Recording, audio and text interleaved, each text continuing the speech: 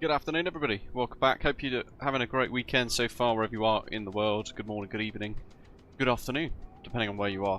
We're here in an early morning post-sunrise in Denver, Colorado. There she is, rising beyond the horizon there. And we are at X-Codr, Denver.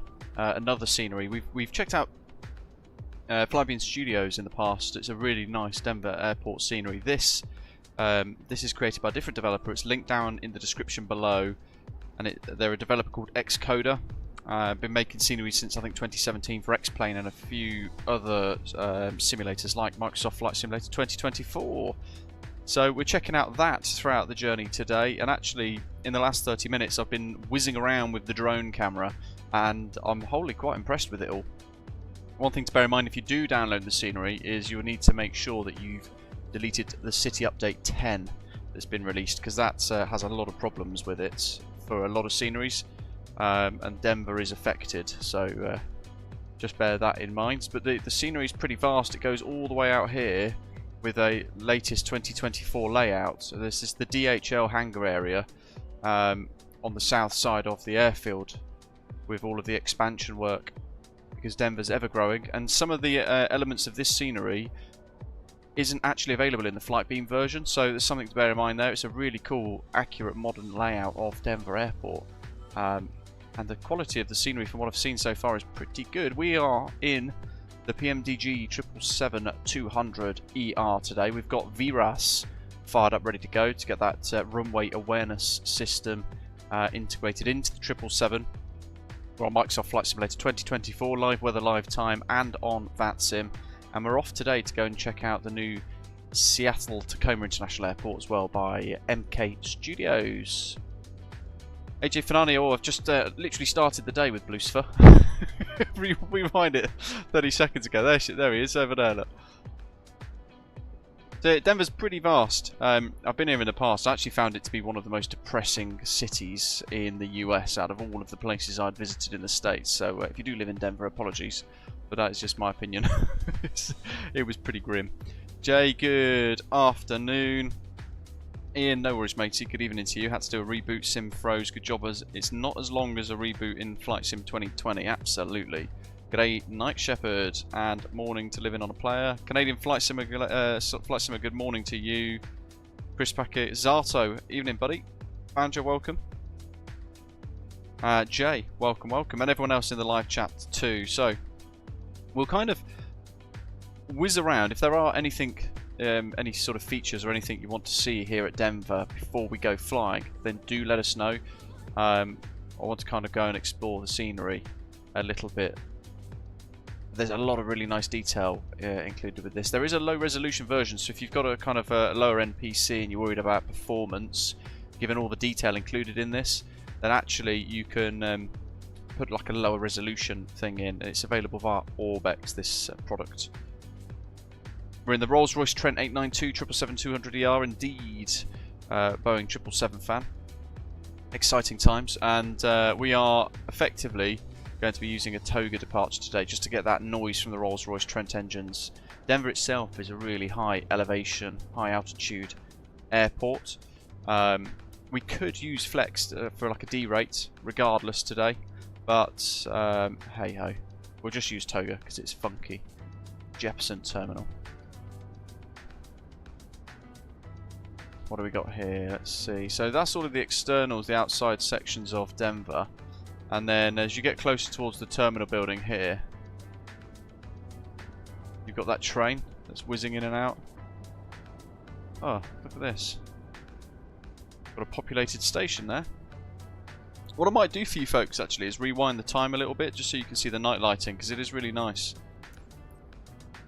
And then we'll snap back to live time. Here comes the train.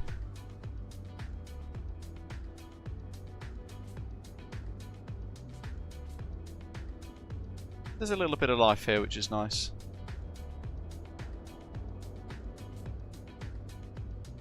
It's got its own GSX profile, which is available on the X-Codr website as well, for what it's worth. Wonder where the train goes. We'll follow it. We've got 25 minutes before we're due to push back. So we've got a bit of time here to explore, which I thought would be quite nice to do. Hello Centurio, good morning to you. Hope you're well.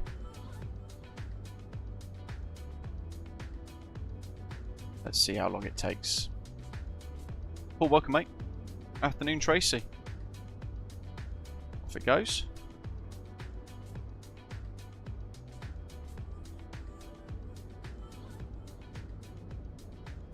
Callum, morning.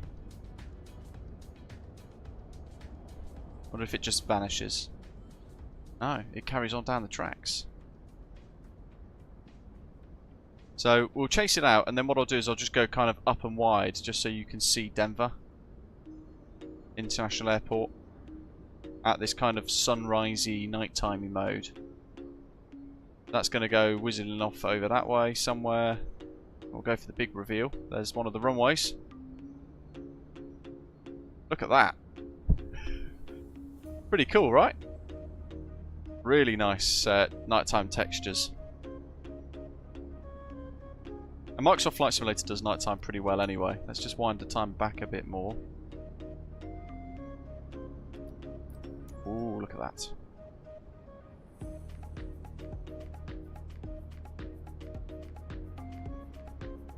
There goes another train going in. And you can see there the design of the terminal building quite nicely as well. Let's go back to live time. Just wanted to give you a flavour of that, so you can see what to expect, and we'll run up towards the terminal.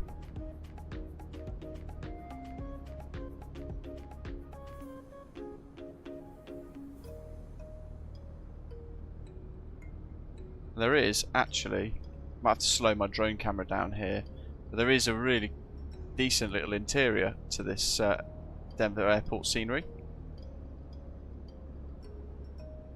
as you can see. And the boards, you can kind of read them all as well. Dallas, Dallas, Dallas, Dallas, Dallas, Dallas, millions of Dallases. I wonder if you can read these. Almost.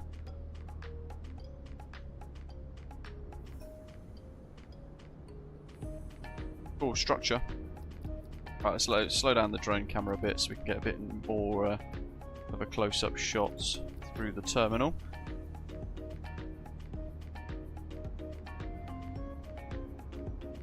So there's a whole lot of kind of work here. Look how cool this is.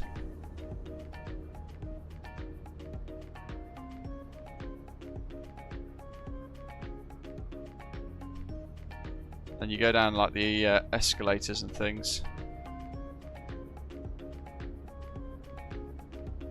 You go whizzing over towards that. I think is arrivals, I believe. I'm not sure. Might be. Oh no, it's departures. I think actually. So there's the security queues. Through the search lanes. Cheeky. I thought that was going to allow us to continue the journey through.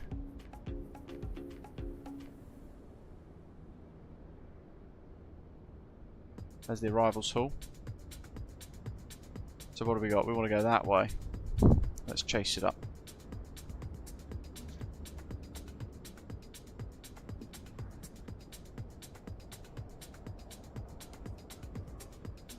Alrighty, so we'll do the walkway.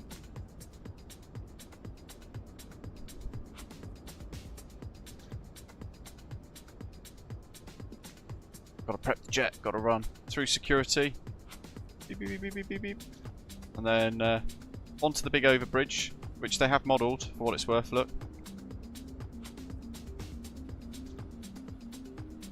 Really nicely done. This is my first experience of an X-Codr scenery edge Finani. He says there he's got the X-Plane version by X-Codr, and it's a really nicely done scenery. Bonjour, Wesley, welcome mate. Let's go left. So you can actually kind of like run through the entire scenery. Look at this. You know, this is not really something that people really ever bother doing, is it? You don't kind of start on the forecourt and work through security in a flight sim. You start in the jet, but it's nice to kind of go and explore and immerse yourself in this sometimes. It's a bit different, isn't it? Something quite pretty cool. We've got escalators there that are actually animated and working. I've got an RTX 4090 Whitsun. That's the train system, which I don't think now is animated. It's a really impressive little scenery, actually. I say little scenery, it's a huge scenery. What gate are we? 37. Walkway to terminal.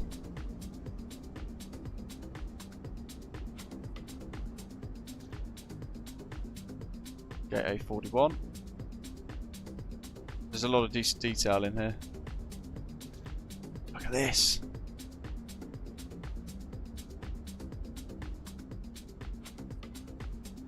Even the mosaic kind of tiled floors. Wow.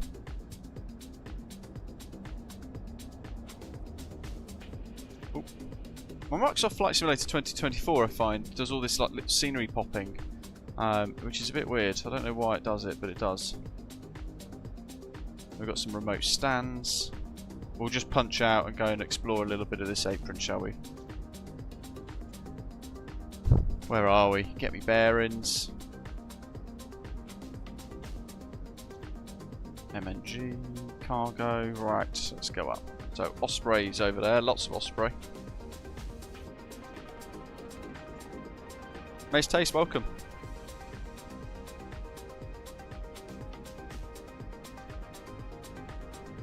What do you guys think? Comparing this against the Flightbeam Studios Denver, which is very good and great on performance as well. This is pretty swish as well, right? This is really nice.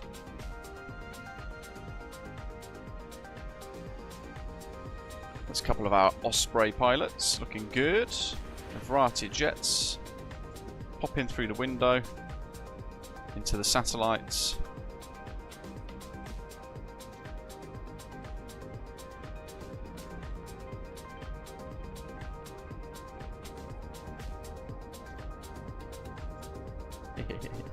Top knot. Whoop.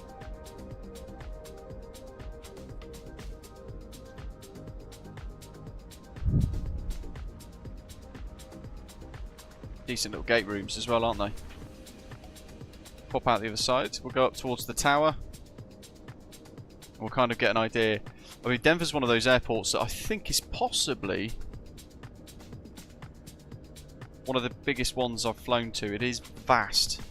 But you get this stunning view of all of the Rockies and things off in the distance as well, which is quite cool. Oh, there's an interior. I haven't explored this far up. Oh, look at this. Oh, actually, that's pretty cool. Look at that. That's a nice interior for a tower. A little bit of weather radar magic. And look at the size of this airport, folks.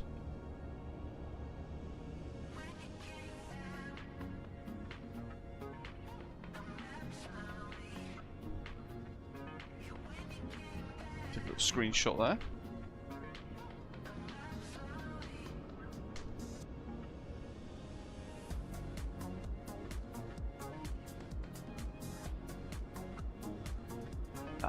I thought that'd been cool. Well, that's kind of it. It's so vast. The runways stretch off. 08 is all the way up there, look. And this has also got 17 left, all the way at the top end. On the corner. But yeah, massively vast scenery, really impressive. Even from this kind of view, look, with this slight fisheye that I've put on it, look how big this looks, but how detailed it looks as well. Performance-wise, it seems really good for me as well. No worries, buddy. Don't worry about that.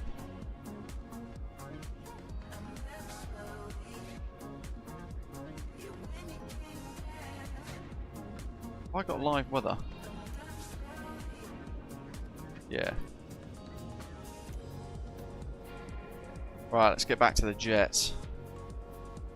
And for the first time on a live stream, you guys will be able to see in the flesh, those who haven't already downloaded it and used it, our first of two or three inspired by Japan series Osprey Airways liveries for the 777-200ER.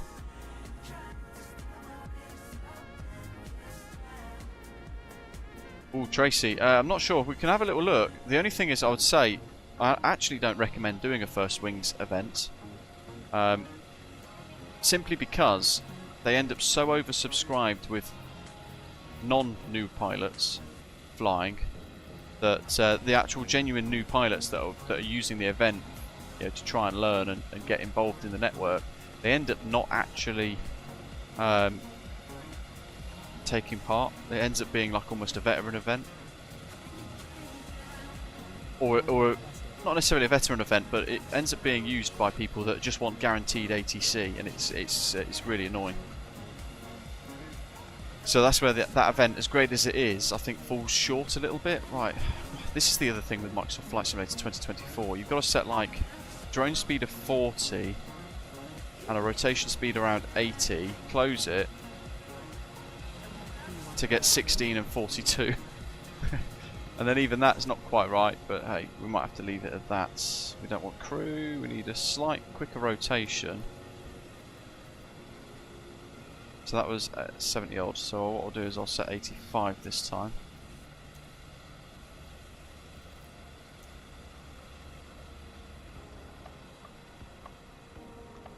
Even that for a backdrop's really quite impressive, isn't it? It looks great. And there's the livery. There's another one being set up at the moment by Zato. It's like a special inspired by the Japan livery, which has heavy influence of like cranes, Japanese kind of things. One of my favourite parts of the world, so it's nice to be able to kind of offer that as a bit of a livery, a little nod to a wonderful country.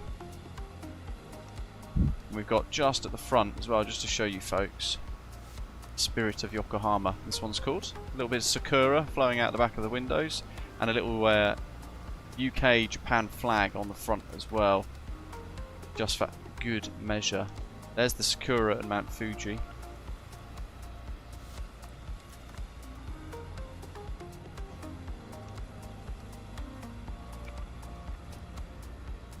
Rightio, I think that's as good as we're going to get for the drone camera today. So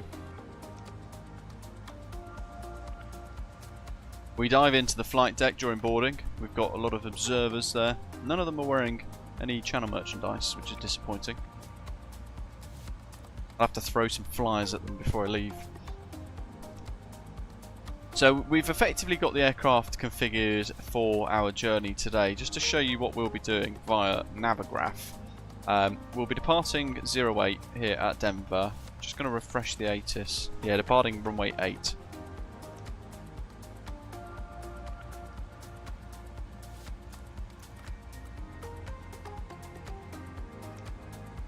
Yeah, lovely. Right, so yeah, sticking with that plan. Runway 8 for departure, which is that one all the way up here. Slight turn up to Royal, and then heading northbound to Turban, and then out 316 degrees all the way up to Yami, and then Darth right at the end, climbing up. We've got a cruise initially of got a cruise of flight level 400 actually. And this initial climb, flight level 230, which I'll just set now. On the MCP. And that runway heading 083, we can get that set up as well. Like so. We shall close the charts, go to pre-flight departure, 08, and it's that Darth 1. Execute.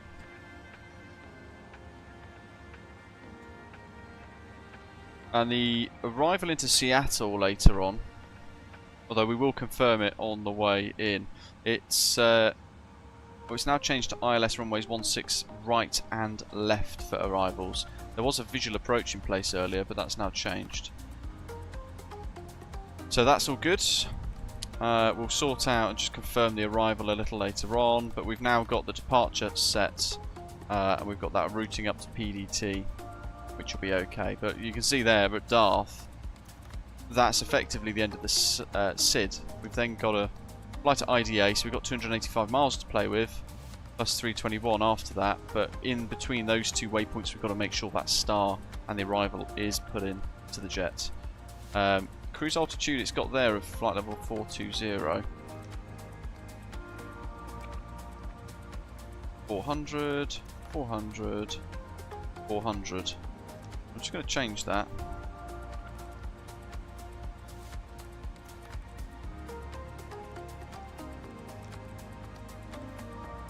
Like so. And we'll go toga for departure, followed by a D-rate climb into climb profile 2, just to get that beautiful Rolls Royce engine noise. And we can then set our V speed. So V2 140.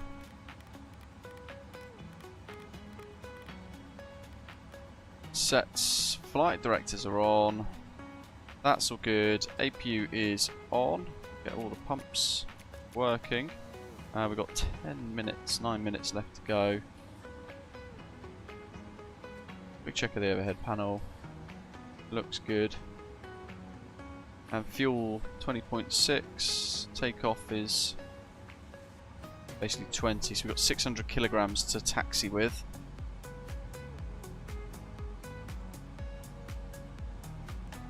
So we got that done. Thrust limitations set.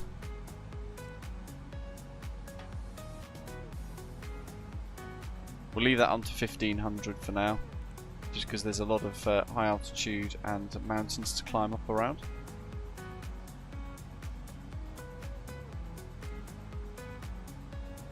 And the Denver VOR is tuned, so we'll pop those VORs on. Local QNH, your altimeter's 3015. B speeds, that's all set. We'll go to the checklists. So oxygen, we've already tested that. Flight instruments are set. Parking brake is set. There we go. Before starts, we're boarding at the moment. We've still got a little bit left to go, but we'll walk the cabin just to show you folks this. This is our little kind of Japan-inspired cabin area. It's all fairly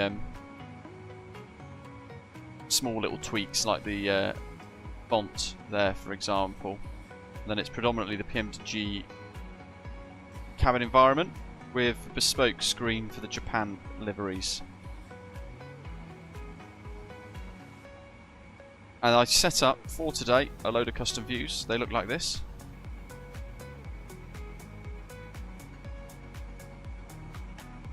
RKMO's Taste says, is anyone else still waiting for their Winwing MCDU? He's ordered his back in January and he's still not heard anything. Whitson's in the same position. As in the kind of early, like the pre-order request thing, or you've actually already paid and you've heard nothing? Whitson, it was Zato. Ashton, good morning. 1243 Zato, yeah, indeed. For the Sea-Tac frequency.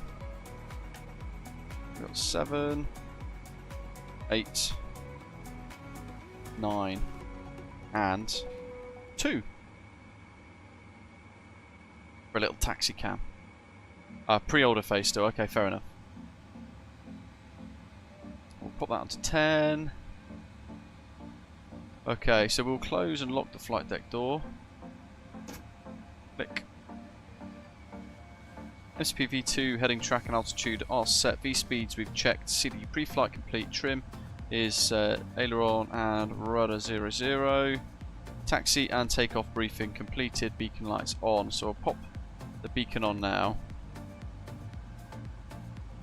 and then go to the before taxi checks for the next bit. Engine select page. GSX. Prepare for pushback and departure. 143. Let's call her up. Mathis, good afternoon, mate. Welcome. Kermis, I like them both. I like all of them. I've just seen the Orfrate bit there. I like all of them, to be fair. They've got their own unique features, performance, characteristics, that kind of thing.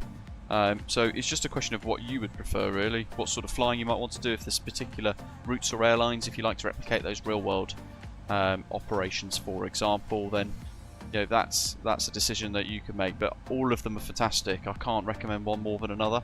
Of course, if you've got Microsoft Flight Simulator 2024, this is the only one officially compatible, so that's obviously an easy way to decide. Right, so we will do auto start today with the Rolls Royce Trent, starting left and right at the same time. Pumps are on, centres are empty, cross feeds off, pop the seatbelt signs on proper, beacon, nav.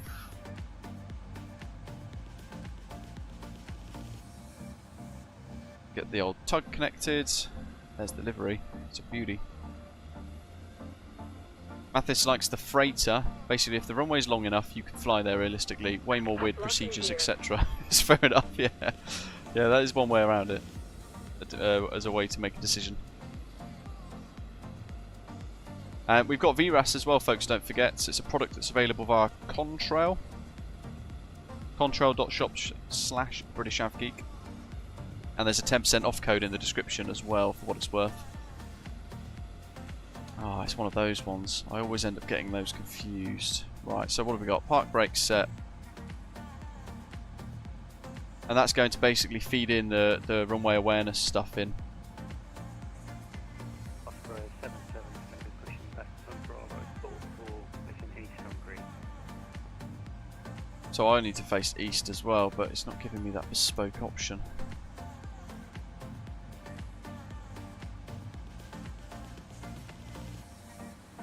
Nose right, tail left, left.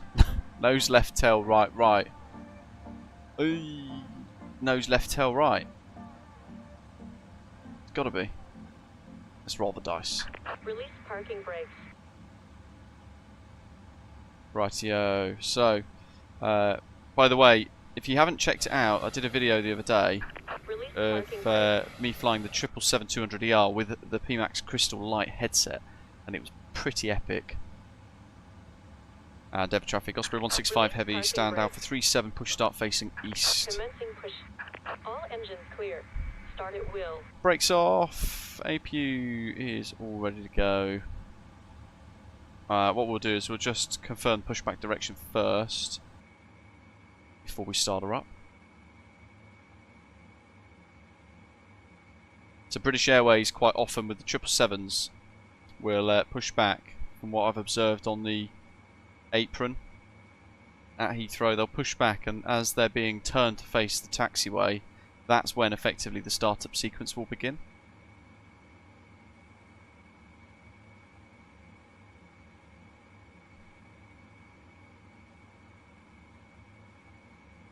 I'm just waiting to see if this is the way that if the direction that we push is the correct direction.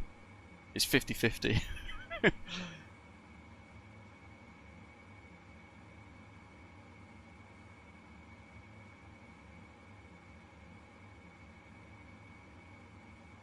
Oh, it looks promising.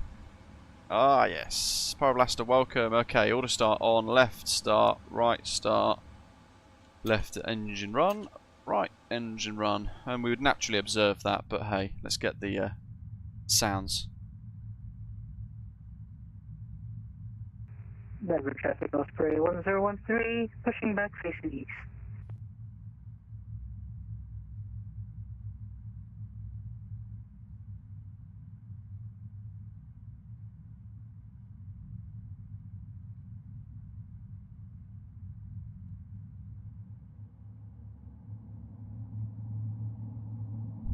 Sea-Tac frequency 124.3, Ian.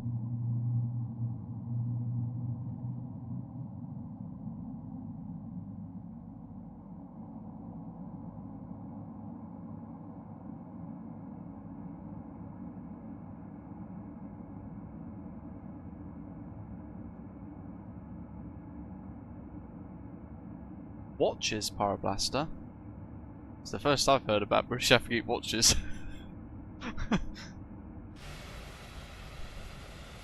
Don't get me wrong, that sounds great, but I definitely don't have any watches in the pipeline.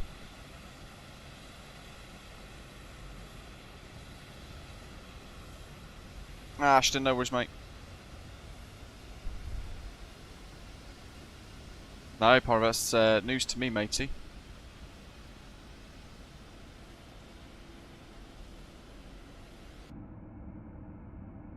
Lovely job. Okay, it's 1 and 2 ready. They all look pretty good as well, all the engine temperatures, I'm pressures. launching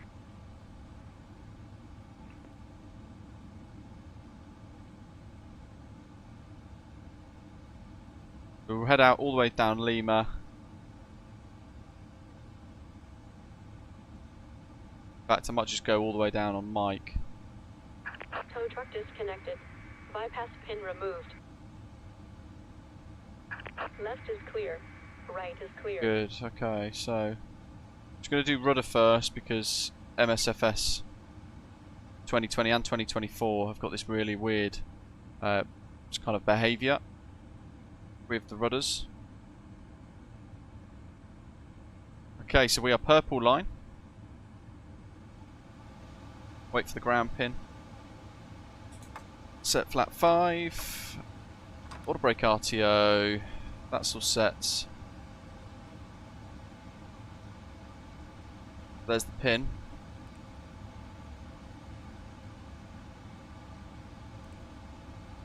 (575).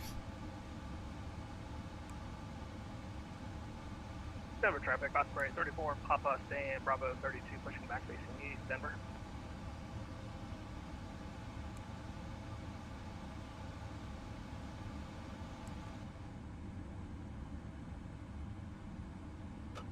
Brakes off. Hello, looks pretty good. APU off. Taxi lights on. Denver traffic, Osprey 165 heavy is taxiing. Concourse A, purple line. Out on Alpha November. Left Mike to runway 08. And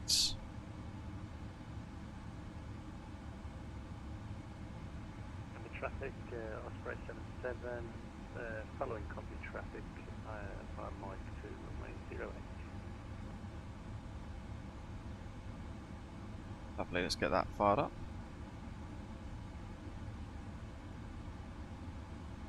What did I want to do on here? Arm the slides.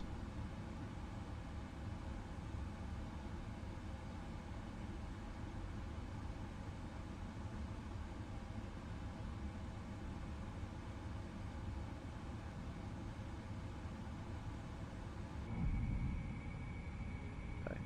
Ailerons. Back to neutral. Right. Back to neutral. Just doing elevator checks. Back to neutral. And fully forwards. Back to neutral. So the controls are full and free. Just do another recall check. Got TCAS off.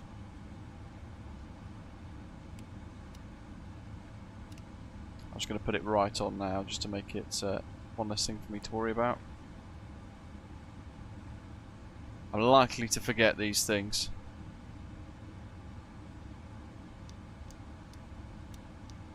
3 clicks for good luck on the pen. With the brightness, what we can do is go into EFB. Denver traffic, Osprey 103, following company A2820 to Bravo Sierra. Save preferences. And Mike for runway 08.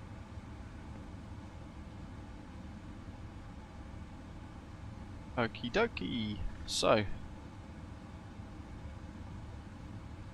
pretty good. Yeah, the video I did the other day with the VR headset, the Pimax Crystal Light, that I've been sent. There is a 3% off code for that, by the way, folks. If you did want to buy one, it is expensive. It's about £750. I flew this effectively from where was it?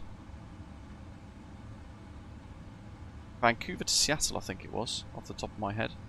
And having the tablet here with all the charts accessible was superb. It made it really, really easy to kind of navigate.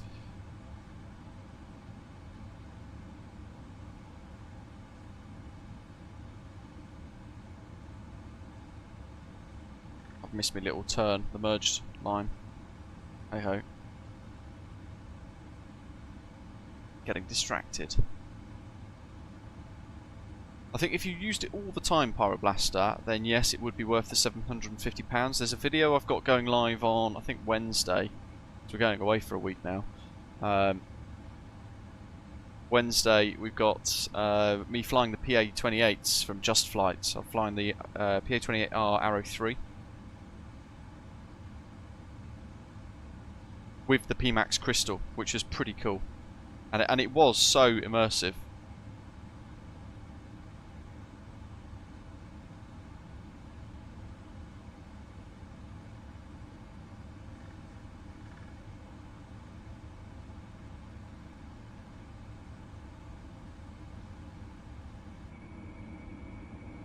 Osprey assemble. Osprey 2472 heavy, stand Bravo 3-4, pushing back and will be facing to the east. Traffic.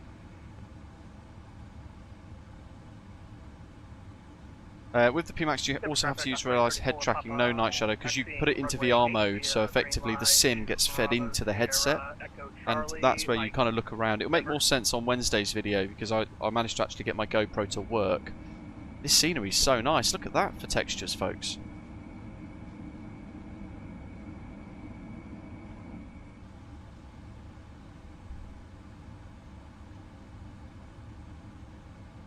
But yeah, you're kind of, if you look left with your headset, it does that, and you know it looks right and all the rest of it, and you look down at the display and it tracks it all for you inside your headset based on, I think, accelerometers and all that kind of thing. It's very, very cool.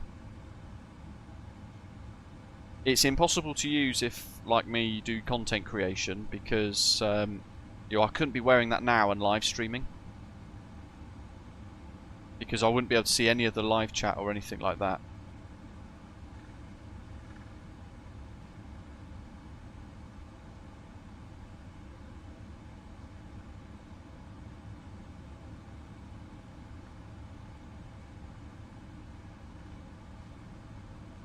What a cool scenery. Let's go back to that view.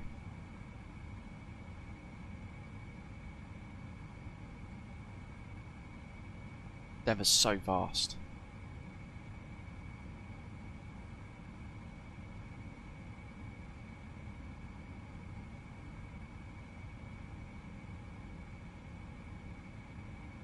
Cuba Demon, I'd wait for if you were going to buy Manchester, I'd probably wait now for another couple of months, unless you really want one, because the Mako Simulations Manchester is good, and it is a decent price as well, in fairness. However, there is a I can't remember the name of the developer now, but there's a developer that's bringing out a really nice high detail Manchester Airport scenery, I think. I might have got that wrong. It's been a while since I've kind of focused on a lot of add-ons that are coming up. Look at that. Such a cool scenery. Been a long time since we did Denver. Ah, Ian.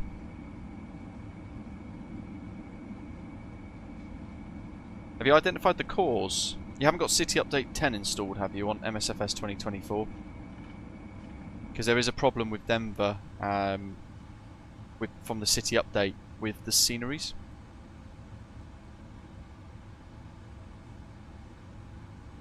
Uh, 2 or 3 minutes, Ian. Probably best.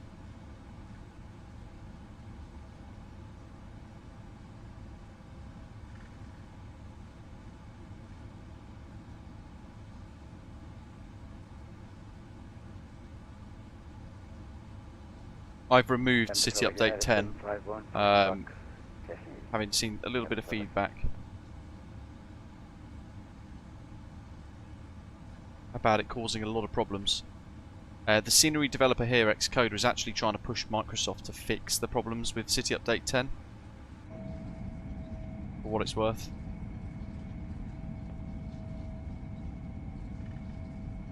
But we'll have to wait and see. We know they're not quick to respond usually, or you know, fix these things. Look at that wing.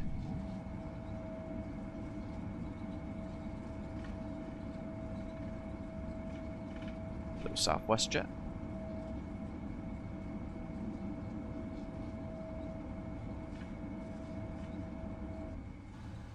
Unless you've got FSUI PC.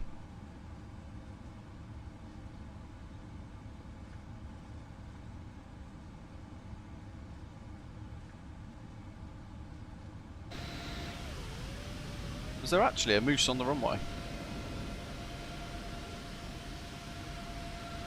Look how big this airport is.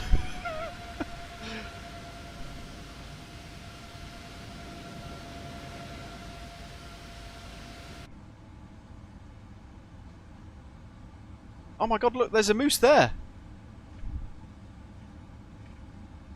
No way! That's brilliant. Now I'm looking out for them all.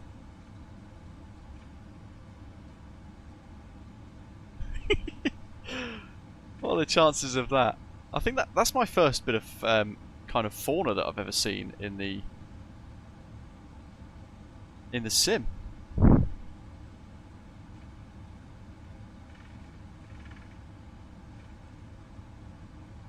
There's got to be more of them.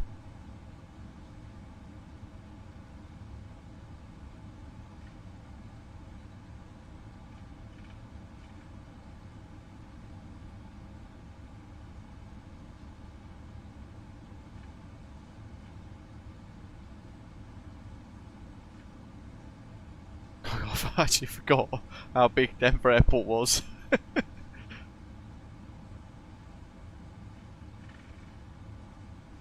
Go on, Ian.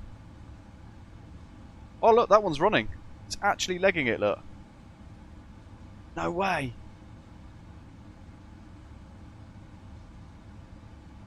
Is that part of this scenery? Or is it just from Microsoft Flight Simulator 2024? That's incredible.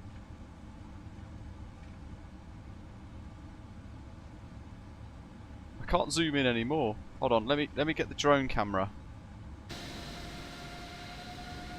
Sorry folks. Behind me. Where'd it go? There he is. Your little ears flicking, look.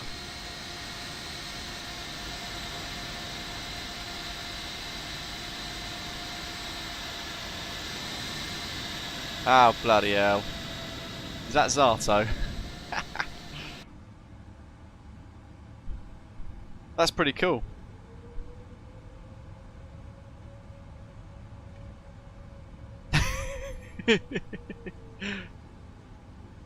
Right, anyway, back on the old taxiway. Jay says it's Microsoft Flight Simulator 2024. That's so cool. I'd never seen that before until today. That's new for me. Right, take off. Runway 08. Denver traffic car Osprey 165 Heavy is lining up. Runway 08. Click. Click. Click.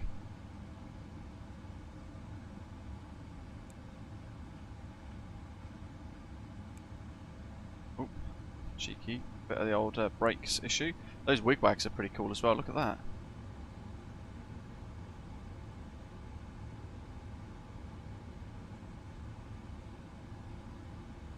VRAS? Or is it not you? We're not working today. Maybe it doesn't work with this.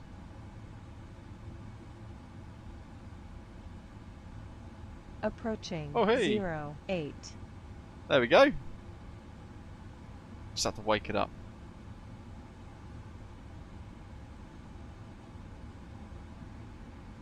That's an add-on called VRAS. Denver traffic, Osprey 165 Heavies, taking off 08 Darth 1 departure, Denver.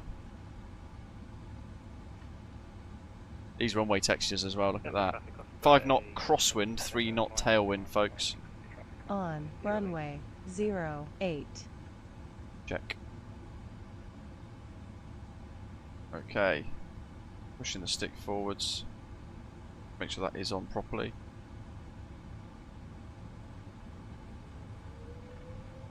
Let's go for the noise. 50%. Stable. Toga.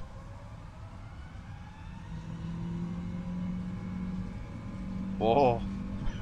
Speed to live. Power set. That noise.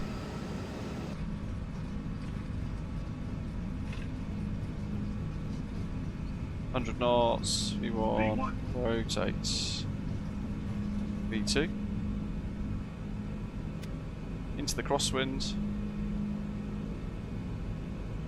positive rate, gear up,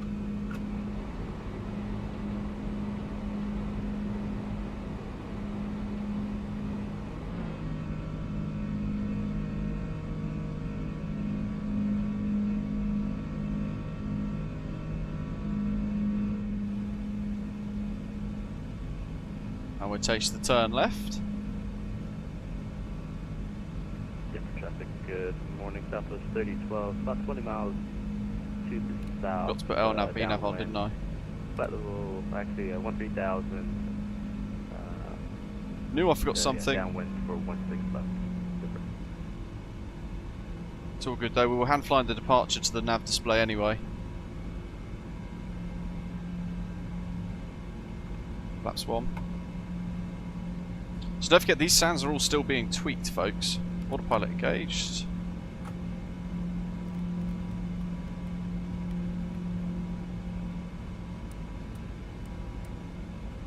Way turn off. Maybe you're welcome. Flaps up. Denver traffic, Osprey 165's airborne through 9000. Final call, Denver.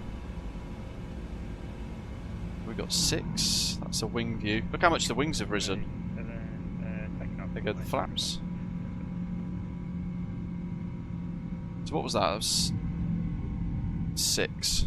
Denver traffic, Osprey 1013 at Mike lining up 08 behind the company traffic departing. There we go. Give you guys that for a bit of a special view.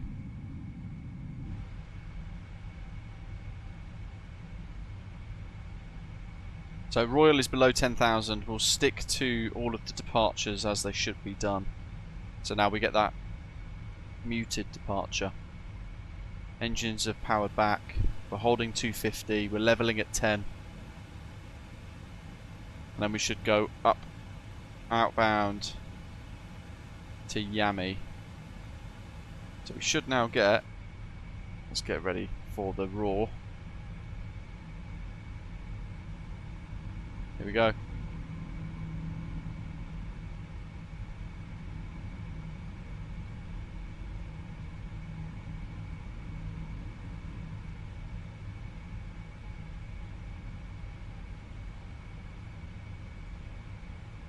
Is it going to do it?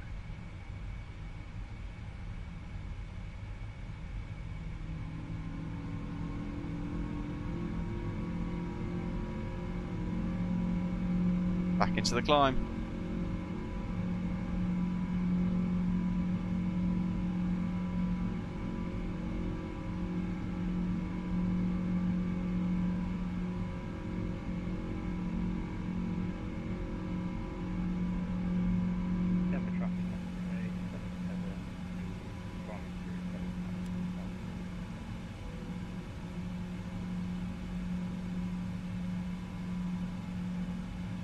The airport elevation here at Denver is 5,434, so we're still only about 7,000 above ground level.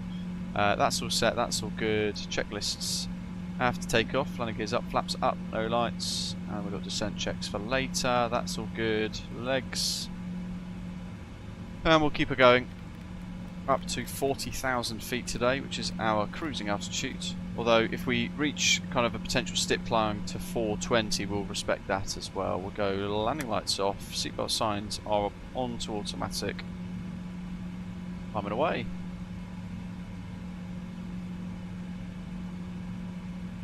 Through 18,000 here in the States, don't forget, we go to standard pressure, and in the Boeing we've got to keep this rotating around.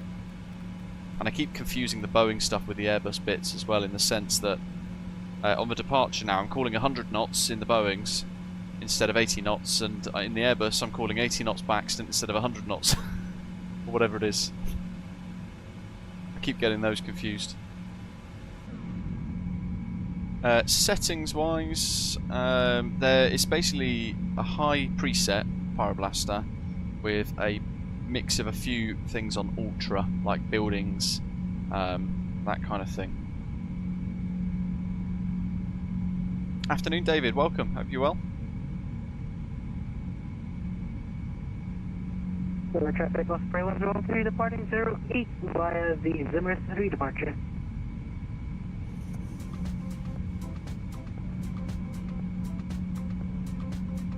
So the Seattle ATIS in real life at the moment is information Delta from 1153Z, so that'll refresh soon. 34 pop out, lining up runway 8 Denver. Altimeters 2987.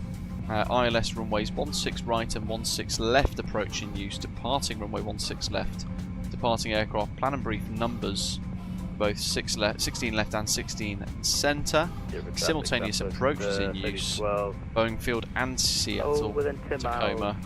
Traffic below you on final. Simultaneous approaches in use to parallel runways. NOTAM's taxiway Yankee closed. Runway 16 right DME is out of service. Bird activity in the vicinity. Pyroblast, no, I don't. I've got my actual hardware on the website, but not the settings. Standard pressure, standard pressure. Let's wind the dial up.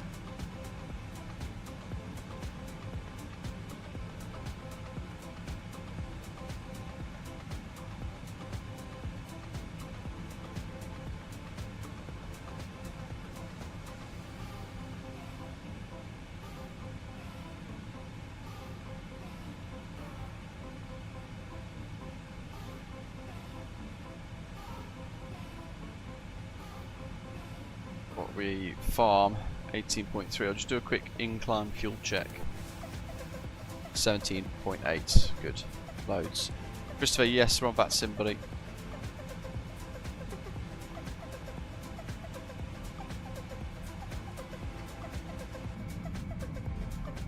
We got for view. Let's do that one again for a bit.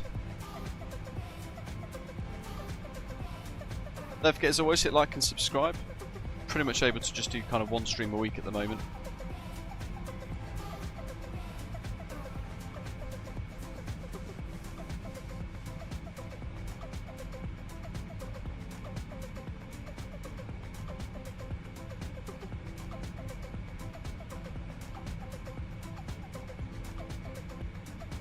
River traffic, Osprey 1013, airborne, 10,000 feet for 400. Final call, vendor.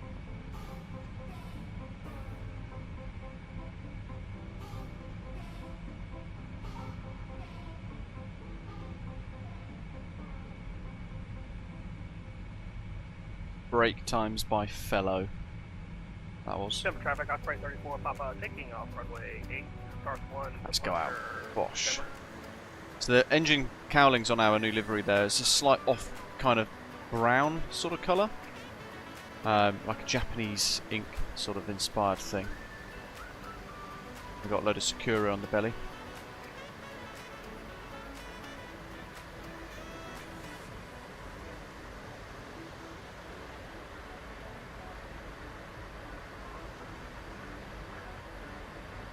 Try and move the old drone camera up. It doesn't ever do double pan. There, look at that.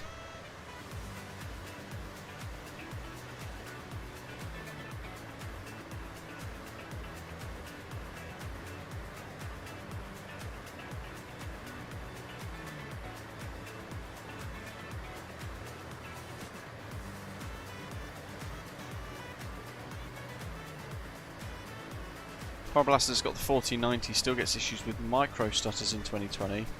Never been able to get it running as smooth as yours. Do you have like FSUI PC or anything like Volanta doing an autosave every 2 minutes? Because I find that does tend to lock up everybody's sim while it dumps a load of data to do an autosave. It might be that. Failing that, check your VRAM and stuff. Because not all 4080s, 4090s are made equally. My VRAM on my 4090's got like 24 gig of VRAM. But I've seen others being sold that have only got, say, 18 gigabytes of VRAM. But my simulator, with my settings, tends to use about 18 gigabytes out of the 24.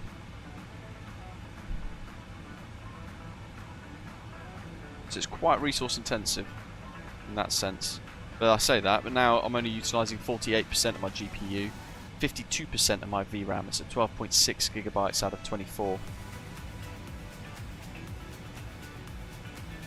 And the CPU is just barely sweating. It's at 20%. This sim runs so much better than 2020.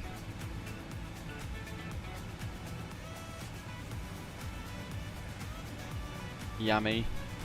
17.1 tons of fuel.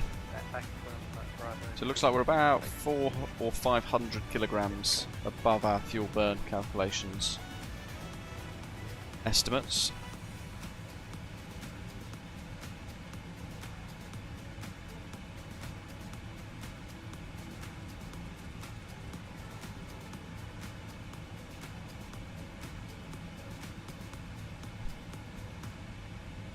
Let's have a little look at Valanta as well for the first time today. So I'll pop those screenshots in. Find us on the departure there. So we're heading over Wellington at the moment, Fort Collins. We've got Ian behind. I'll just let this... doesn't like to do two things at once, so I'll let this load.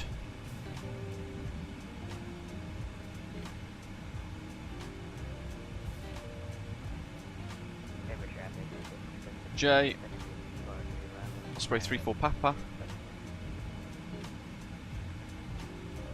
Nice. Look at that. He's in G Fuji as well.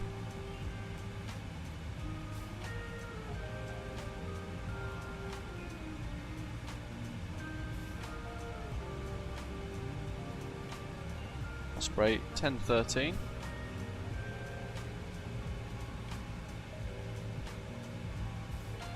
Callum Osprey 45 Fox.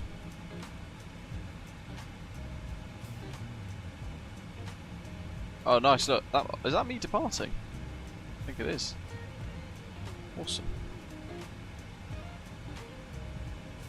United 751.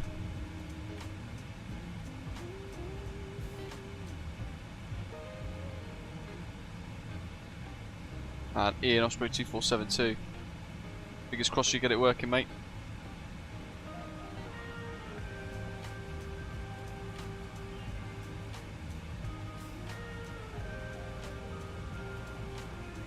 Denver's busy.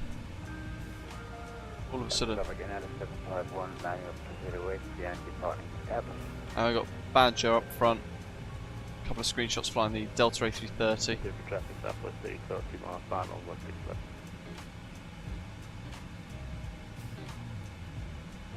Leading the pack.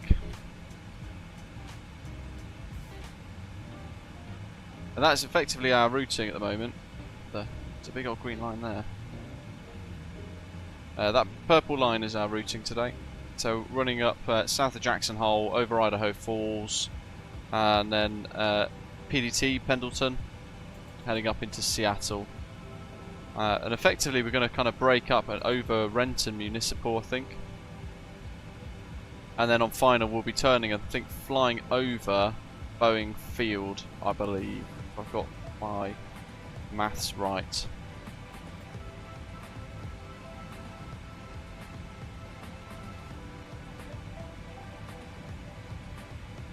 That's the Boeing factory, isn't it? Snohomish County Painfield. Oh yeah, because it's near Everett, isn't it? This is the Everett facility.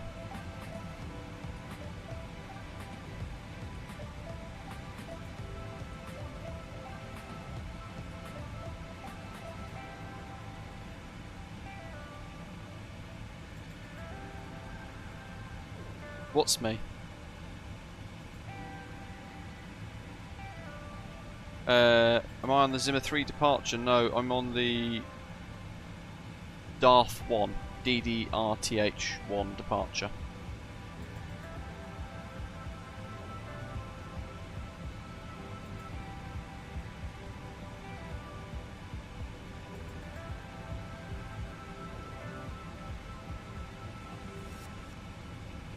So I heard somebody speaking about an alternative of to Valanta, but I've not heard of it.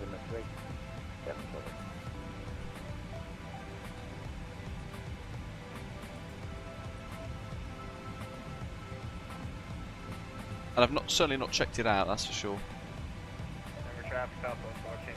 The thing is, Valanta does everything I kind of want it to, and it gives me the overlay as well, but I'm always happy to go and explore other things.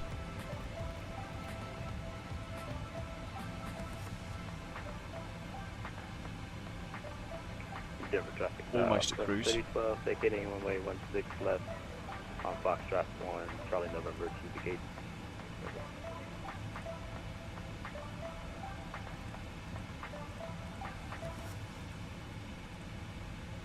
It's actually suggesting a step to flight level 420. See how it calculates that though. Okay. Optimal 411.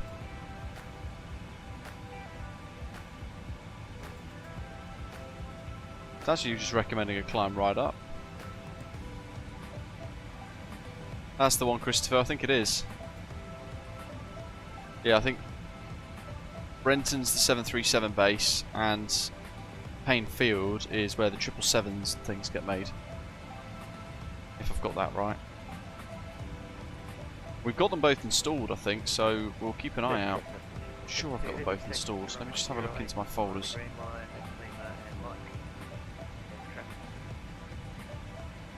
24, 24. Yeah, I've got Dzeki Boeing Field and Dzeki Payne Field.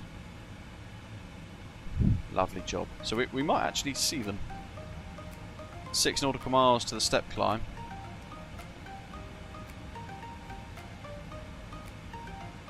And I think we will climb up to 420 because that'll be the highest that we've flown this thing. I might have to Google what the highest cruise altitude of the 777-200ER is.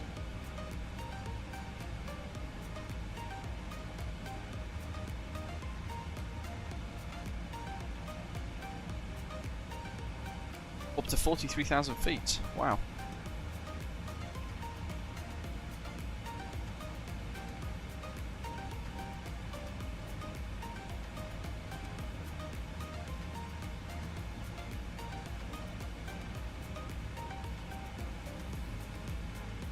Okay, so it's like a more limited version of Volanta.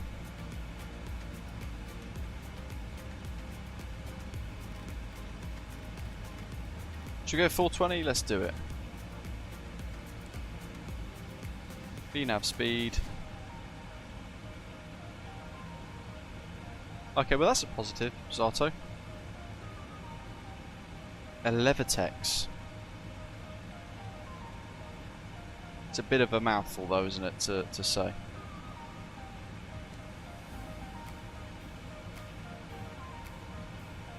We'll step to 420. You know what I forgot as well, to go on to Unicom 1228. So in the US and Canada and I think Australia on VATSIM now, it might have rolled out there. I'll have to double check, I can't remember for certain, someone in the chat will know. But you have Sea-Tac frequencies for all of the airfields, and then above kind of 10,000 feet or beyond sort of 15 minutes away from the airfield, you could go back onto the normal general Unicom of 1228.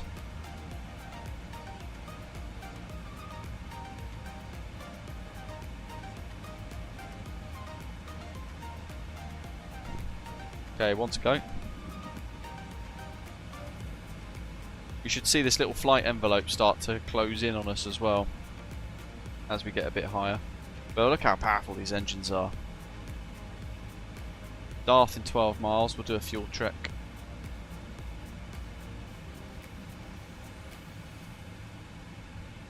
When we get there, we should have 16 tons of fuel on board. But it looks like we're about 500 kilos above still, so that's good. Even with Moose Watch on the ground at Denver.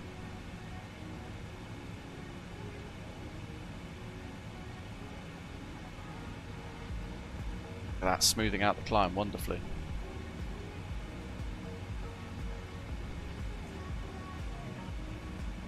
Yeah, it's not the first name I'd have gone for, Christopher. To be fair. Elevatex. Now I can't, yeah, can't get that mad.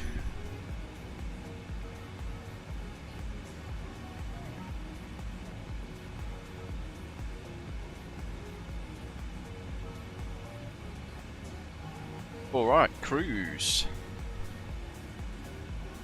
There you go, flight mode changes.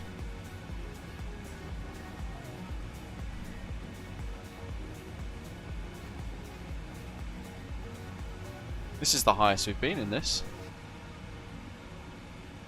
Almost in space.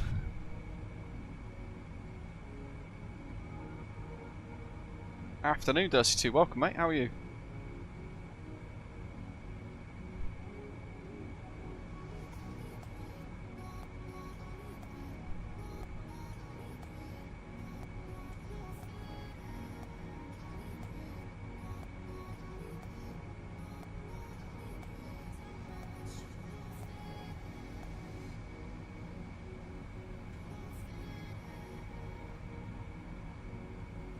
Yes, actually, yeah, good point. Zato's painted on a whole load of bespoke insurance paperwork as well, with a unique name that we've created for the insurance company.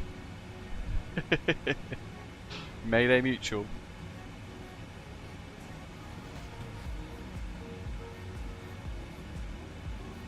There's our certificate of airworthiness.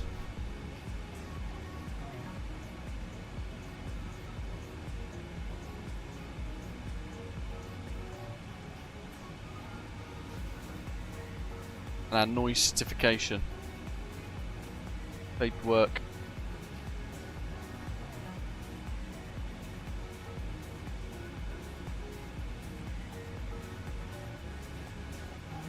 Absolutely, Jay. It's a great name. Mayday Mutual. Even the little logo. Why is there blood? Oh dear.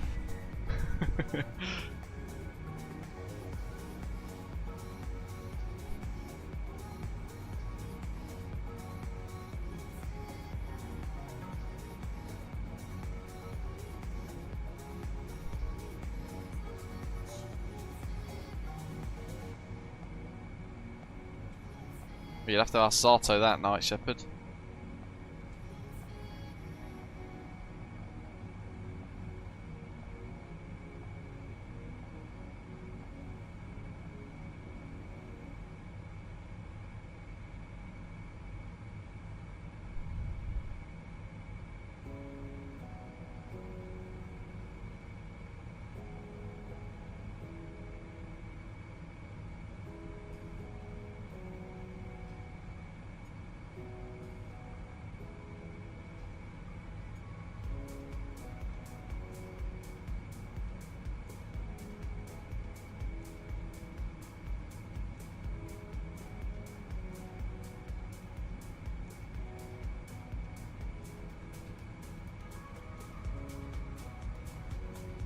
Pank, it comes with an IFE Photoshop file for you to edit. There we go. Happy days.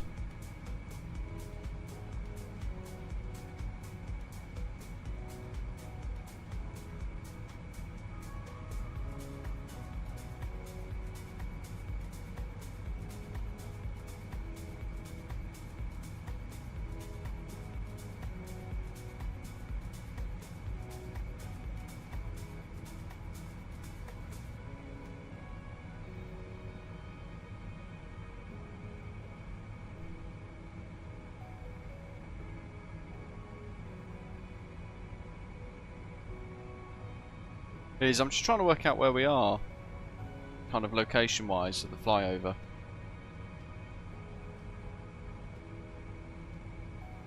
Wyoming. We're flying over the town of Rawlins at the moment, which is tiny.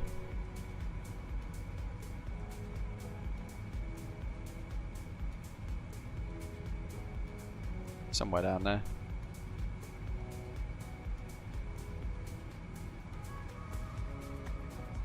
That town there is called Encampment, which sounds really nice. That doesn't. Sounds awful. Encampment.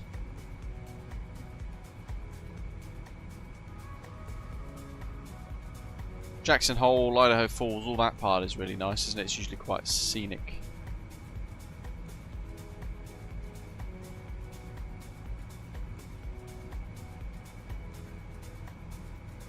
Appreciate it, Night Shadow.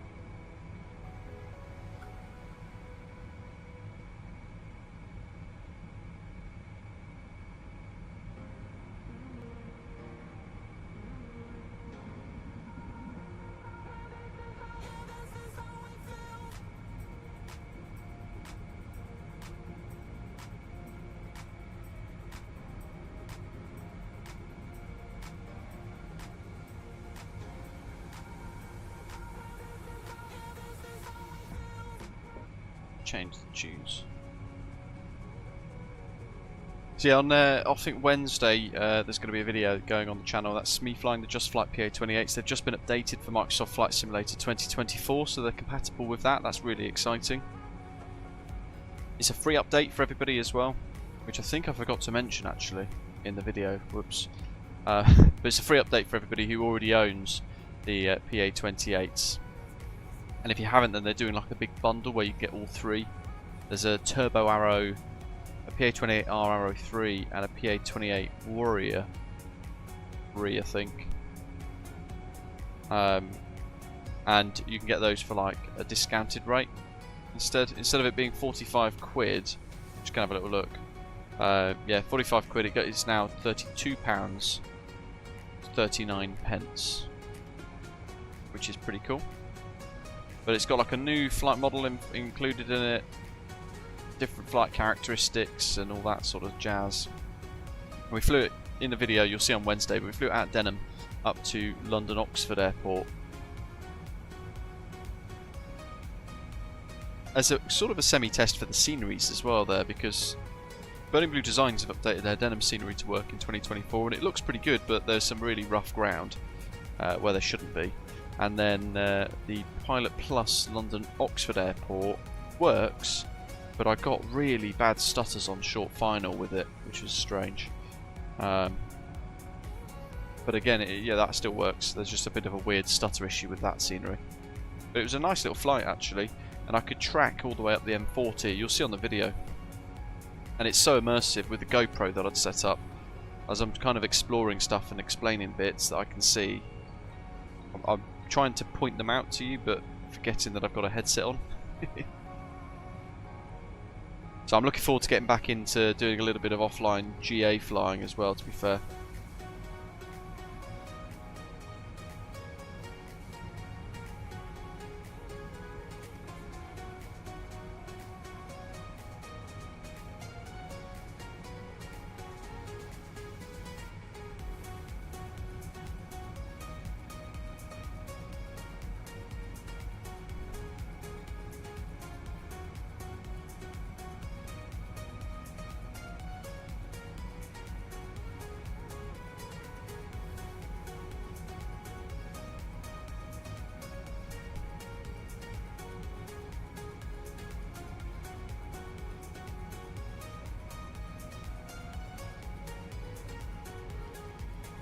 Yeah, it's pretty good, Dust 2.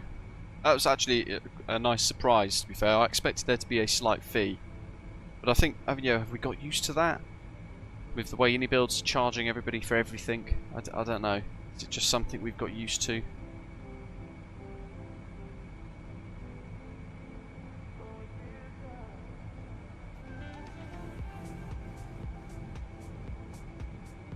Felt good to be buzzing around in a PA-28 again though, out of Denham. It's been years since I've done that in real life.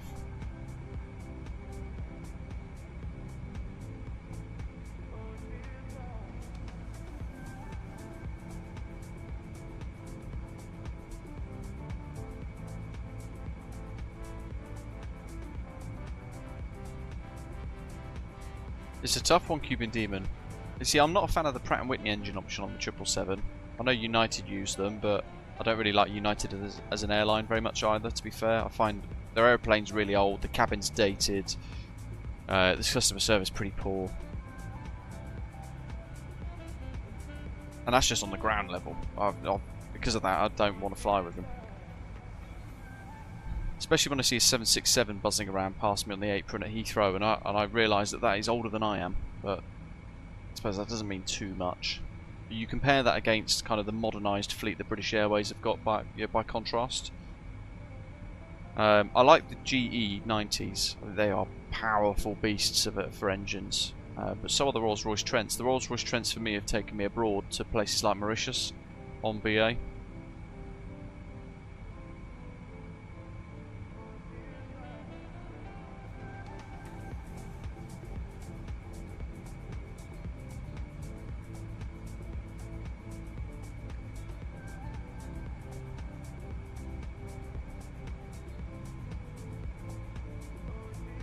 Aviator, nice. What are you flying?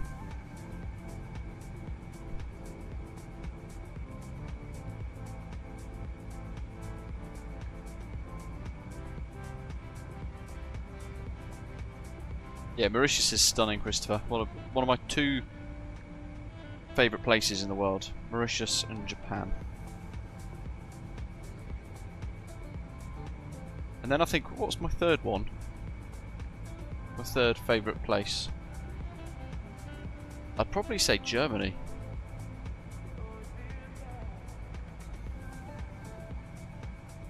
Although I've only been to Berlin and Hamburg. I'd love to go to Munich.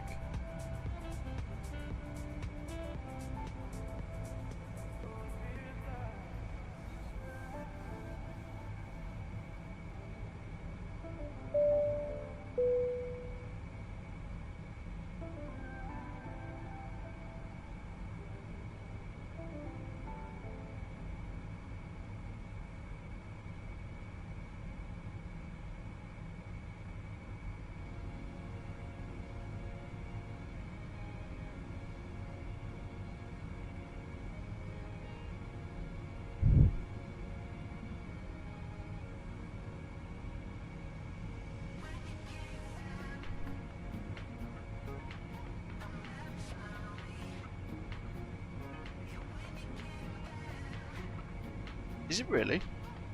The A321X needs an exterior texture update. I think it's still running the Asobo textures. Perhaps it is actually, yeah, because I know there's been a lot of work for the internal textures in the flight deck. Has anyone tried that interior cabin mod?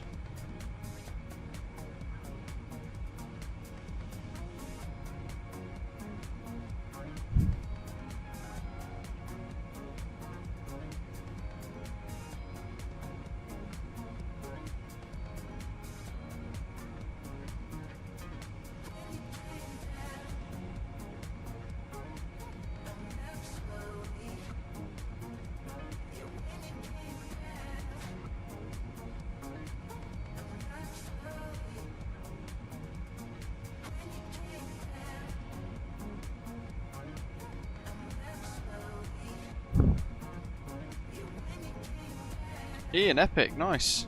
Is that the one in Coventry? Tile Hill? I'm sure there was one in Tile Hill.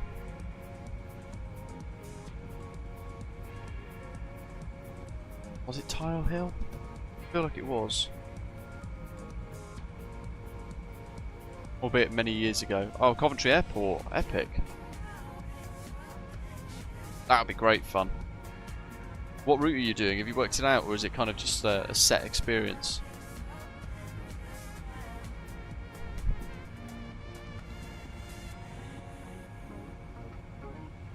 Christopher, yeah, and don't forget as well actually, the 737 MAX 8 with the LEAP 1Bs effectively uses the same engine as the A320neos with the LEAP 1As.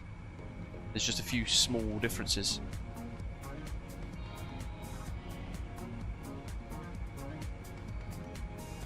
David, that's fantastic. So you had like an opportunity to fly 738, an A320 and something else, was it?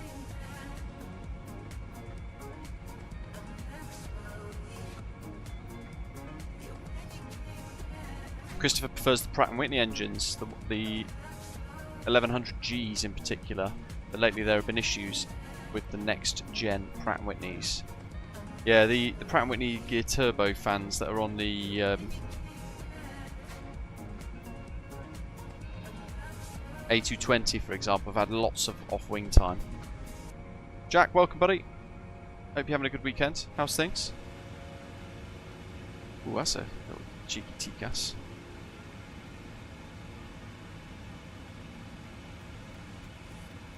We'll refresh the METAR soon and think about setting up for the arrivals and things into Sea-Tac. Very light winds, bit of overcast cloud at 6,000 above. It's all good. You're always busy, Jack. Yeah, this week's meant to be really nice. I'm going away from Tuesday down to Somerset for a few days with the puppy. She's got her operation coming up in about 3.5 weeks. So I suppose it's a bit of an excuse to kind of get away and give her a little holiday for a bit before she's on 6 weeks of crate rest. It's going to be hectic. But I'm also, in about 2 weeks, moving to a different kind of role in what I do. So I'll be working Monday to Thursdays instead. Yeah, a little thing with her elbow, Jack, that we're going to kind of... It's preemptive surgery, so it prevents issues in the future, I suppose. It's probably the best way to explain it, but it is what it is.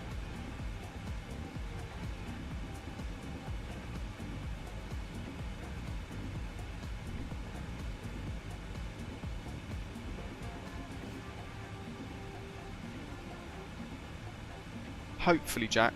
Hopefully. Because, yeah, basically for 6 months from June, I'll be having every single weekend off, effectively. But it will depend on the puppy's recovery and all that kind of stuff. That's going to be quite full-on for the first few weeks, I think, at the very least. So it might be that I can get a couple of pre-recorded bits done through June. Not necessarily any live streams. But I'll just have to play it by ear and see what happens, really.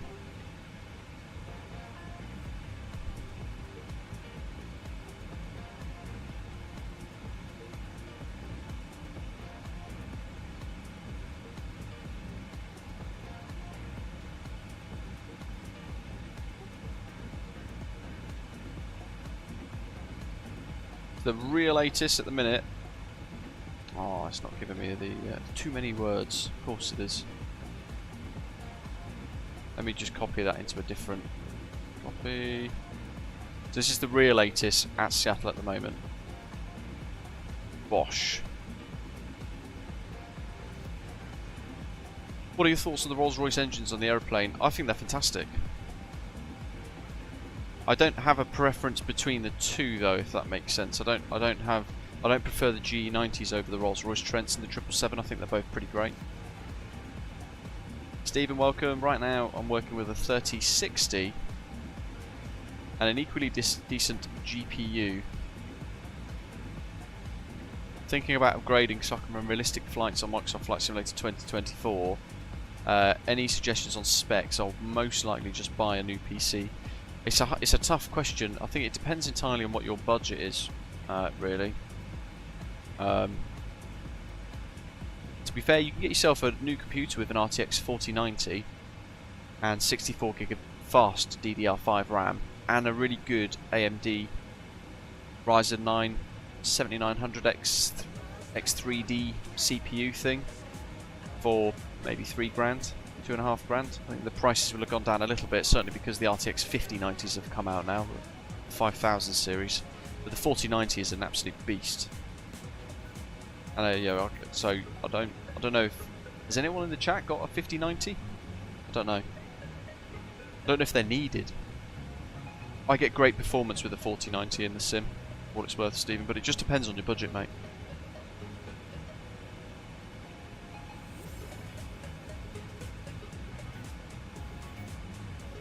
Dusty, the sounds in this make me want to get a butt kicker, to get that bassy kind of feeling behind it.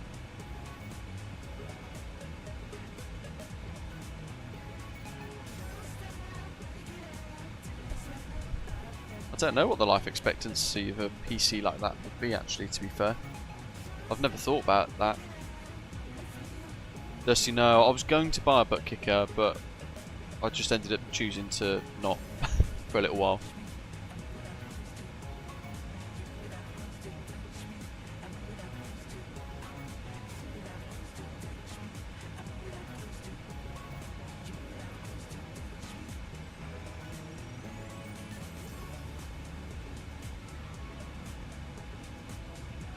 Just make sure, Stephen, that you pair the 4090 with an equally powerful graphics card. An equally powerful CPU. Something like the is it the 7900X3D AMD Ryzen 9?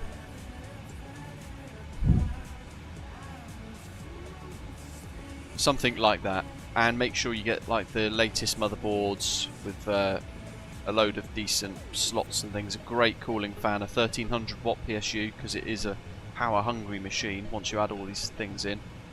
Lots of cooling fans, an AIO cooling system's probably a good one to go for, of decent quality as well, because you've got to keep it cold. This 4090 runs hot for me, runs about 70 degrees with all my fans on.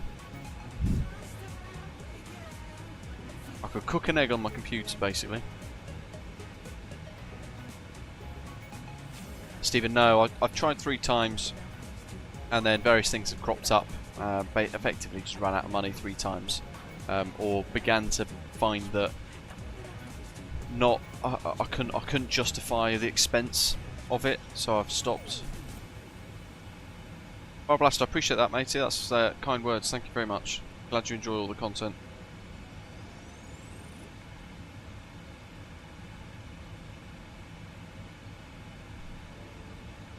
Yeah, I know certainly Microsoft Flight Simulator 2024 actually multi-threads pretty well, doesn't it, Jack, from what I gather? And the X3D processors, as Ian says, certainly for Microsoft Flight Simulator 2024, are superb. They're really well regarded. Let me just see if I can...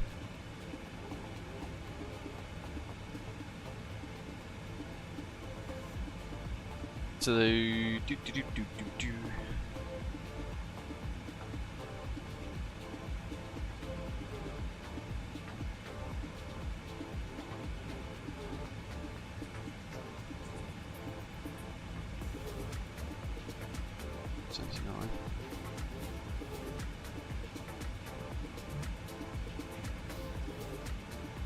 Stevens, oops, that's a massive link. Crikey, I can't even paste that in. Why is it so big? And G-Ad campaign? No, we don't need that. Google Ad Source 1. Right, there you go. Something like that, Stephen, for a CPU.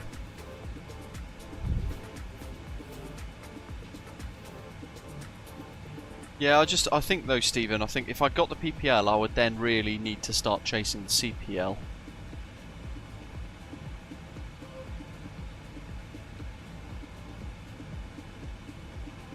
And then I'm kind of locking in an expense of maintaining the license throughout the year. And I just then look at it and go, well, it's 12 grand for a private pilot's license in the UK now. Because it's gone up again now to astronomical costs of like £320 an hour or so, which is disgustingly high. And I just think, what's the point? I'd have to pay to keep it up. But in the States, it's a hell of a lot cheaper for you guys, and there's a huge difference there. I could get a PPL in the States for half the price, probably more than half the price, to be fair. Flying in the US is so different to flying in the UK. It's a lot more accessible in the US, that's for sure. But yeah, you'd effectively spend, I don't know, 12 grand getting the license, and then you'd be spending about 5 grand a year to maintain the license and the ratings, single piston ratings, and if you do like night ratings, instrument ratings, all that sort of stuff, and you're adding more and more and more on.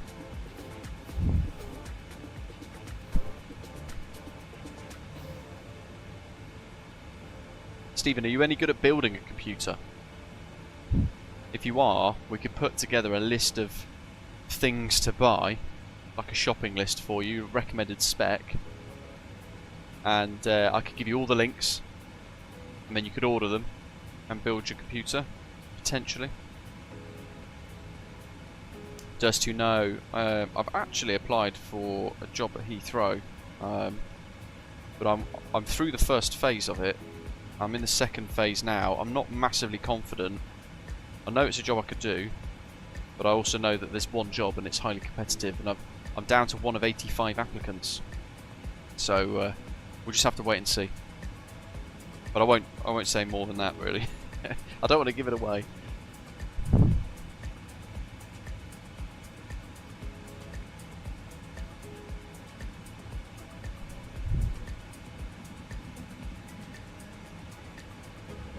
Fair enough, Stephen.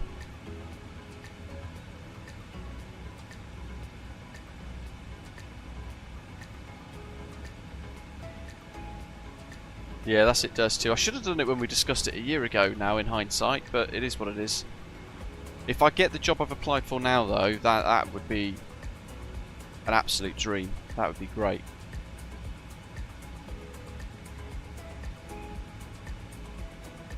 But a huge responsibility.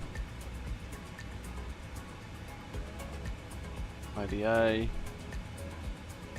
Okay, let's start thinking about putting in the arrival, because we're going to run out of waypoints and I don't want the box to go blank. So on the charts, we're going to be doing the Chins 5 arrival into Seattle, which is a pretty long arrival, and it brings us in over all of these mountains. And you've got peaks here, for example, of 14,407 feet above mean sea level. That's a, oh, what is that called? Crikey, that mountain, what's it called? Gone out of my head.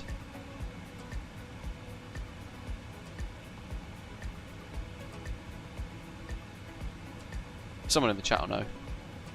I'm sure of it.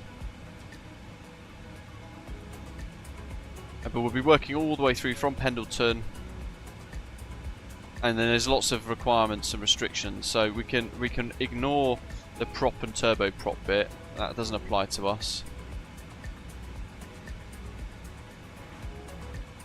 And we can ignore that one because that doesn't apply, and that one because we're not turbo. Oh no, hold on. Here we are.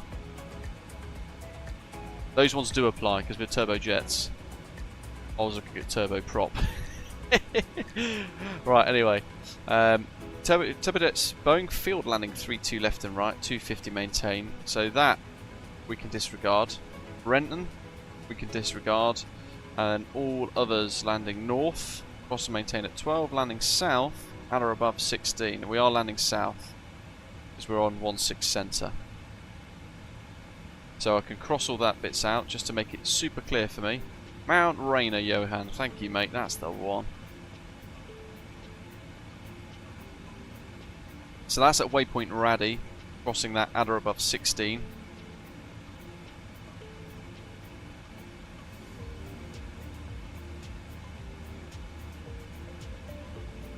Like so.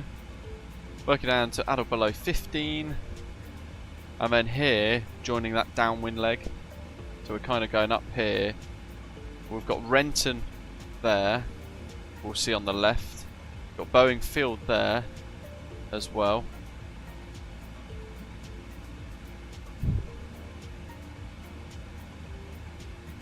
And then we're going to connect in to this. Chins 5. It was initially going to be the Husky visual. I'm kind of semi-tempted to still do that though, you know. I know the rear latest says ILS, but I'm tempted to fly the visual approach.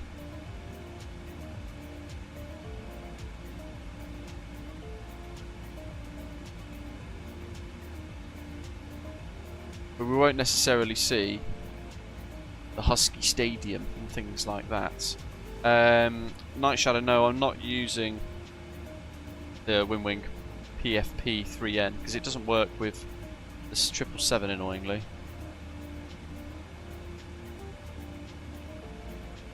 Question above, how far up?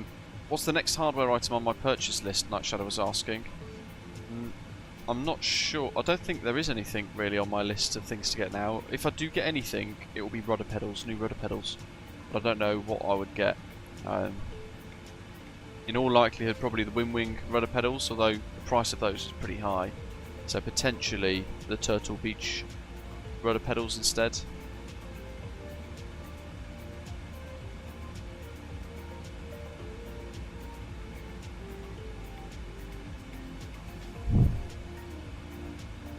That's Lake Washington and Kirkland. Both runway 16 left. 16 left and 16 right. So it'll be 16 left that we need to configure for actually now, according to the ATIS. So we'll change that. Gets rid of all of our planned pins.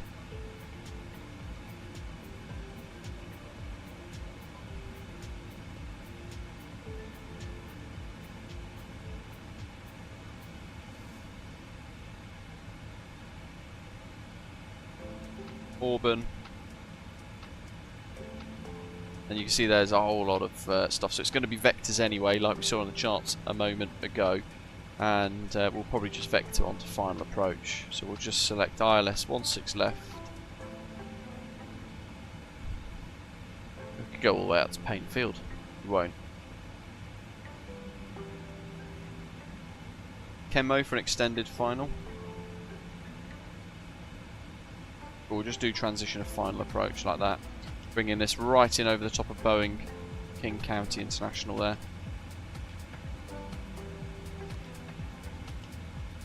Fire Blaster says he's got a 7950X3D, so am I right in saying that 2024 has a more balanced consumption of resource between CPU and GPU and therefore runs smoother? It can handle the multi-threading a lot better with the CPU side of things, from what I gather.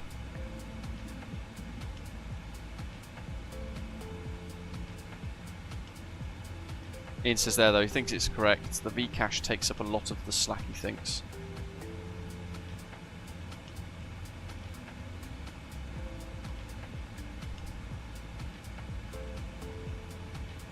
So we're going to come in via Auburn, route north, and then work in. Which is not any different to that, to be fair. Bearing in mind we've got to be on the ILS there. Carfo. Basically 2,500 feet, we'll call it.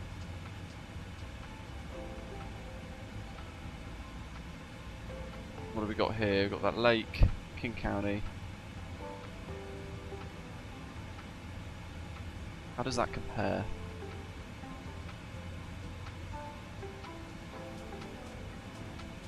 Oh, so actually you extend even further out. Not convinced any of that's going to be visible though in the sim. There's the stadium there, look. And the Space Needle. The Space Needle is actually visible, isn't it? From what I understand. So we might be able to spot those. Or we just fly the ILS and keep it easy. What do you guys think? What do you want to see?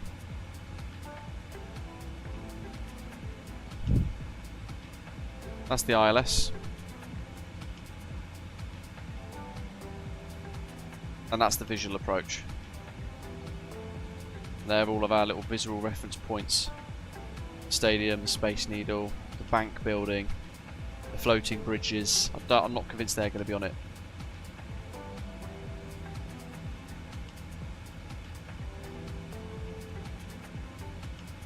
Departure arrival. I'll put in for the 16 left anyway.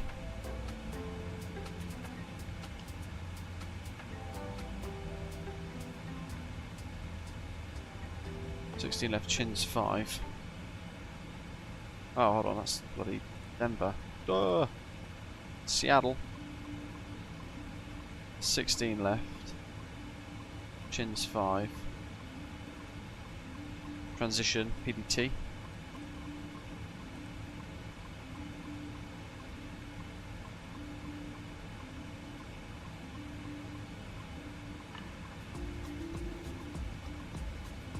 Pinch there in the river.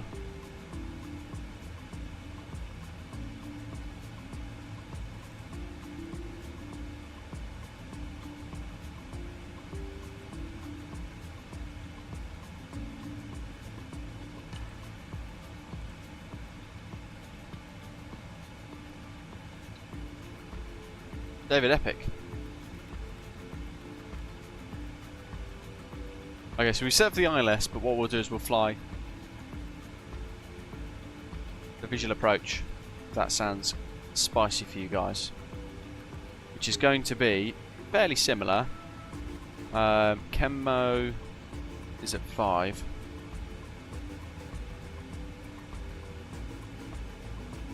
So we'll effectively be coming in down here, and then we'll start to turn in. That'll be the visual approach.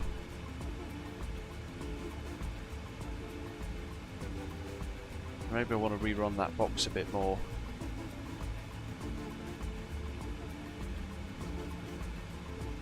Yeah, and then just have final approach.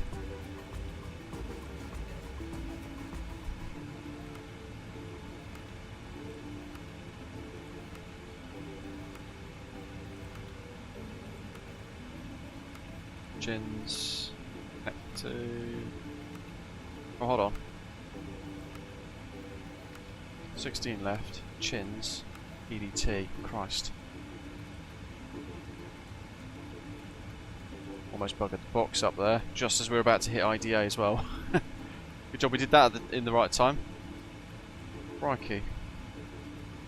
Right, so yeah, we'll do that. If that sounds good, we'll fly that visual approach. We'll hand flyer in.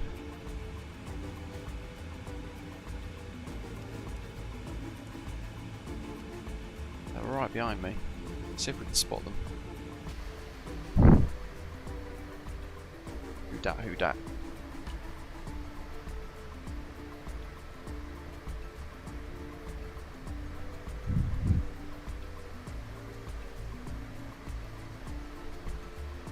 Can't see them.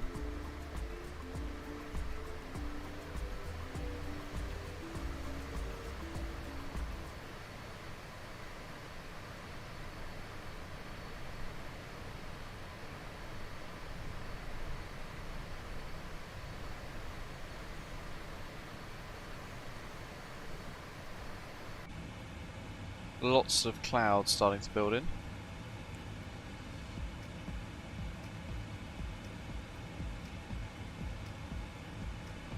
we've got a bit of weather on the radar. But yes, I am using GSX. Night Shadow, I'm not sure, mate. They should be, but I mean, I've emailed them questions about that in the past over the last 3 odd months, and they haven't even replied to me, so I don't know what's going on. I started off really hopeful, as you all know from those videos that I did, and now not so much anymore.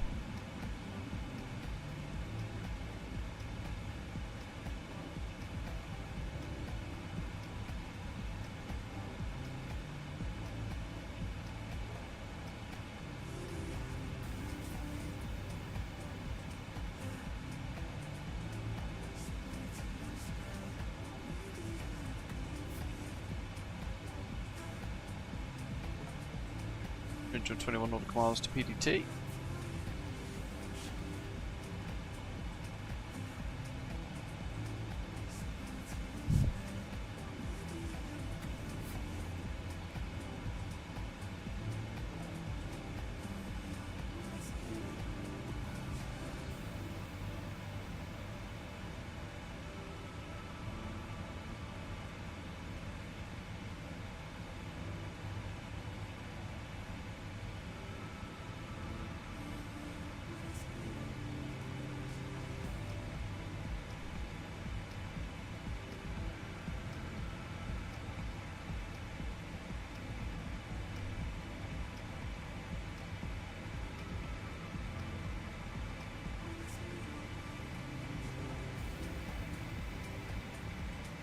Is there an RMP approach? Yeah, there is.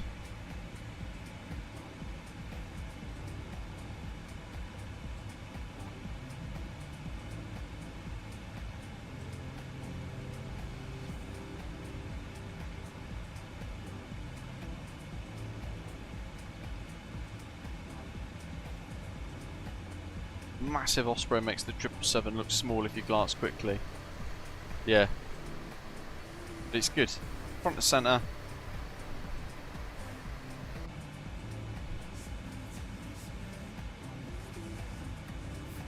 Suppose we could make it a bit smaller if people think it's too big.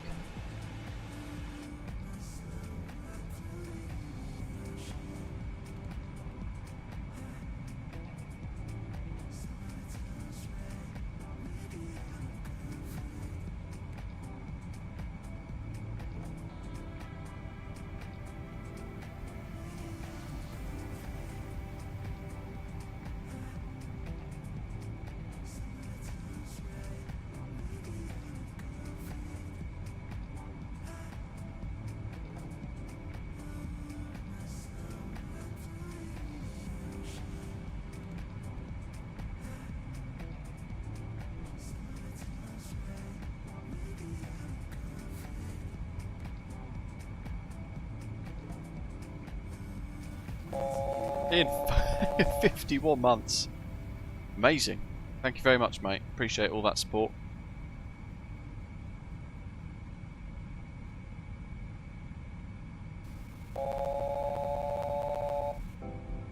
Zato, 30 months. Clock's ticking on.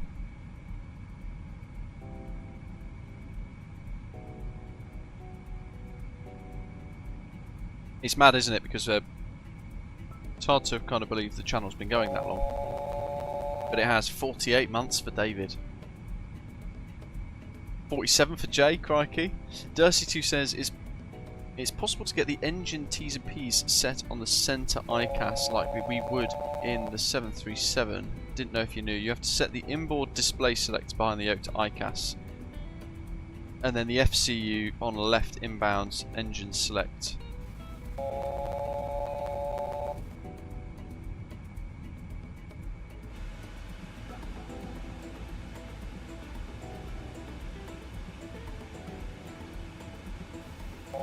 The inboard display to ICAS. Then on the FCU left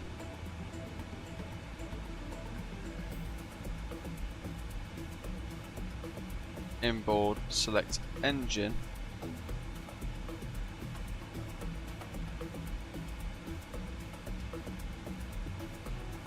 Left engine.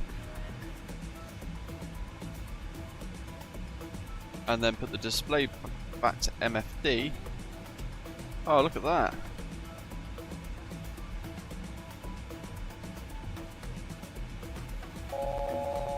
$20 months for Canadian Flight Simmer. Dursey2, 39 months. Badger, 34. Crikey. Jack, I think you press the $ in the chat, and then there's a thing about member status. And you can click like a thing on how long you've been a member for, I think, something like that. 27 Turt, welcome from PAJN on his way to complete the North Africa West Coast Award. Happy landings, thank you, mate. That's a lot of data there, I like that, that's good. That's a good find. Jack, 31 months, Gold Frequent Flyer, thank you for the support, mate. Ian, 33, bloody ripper.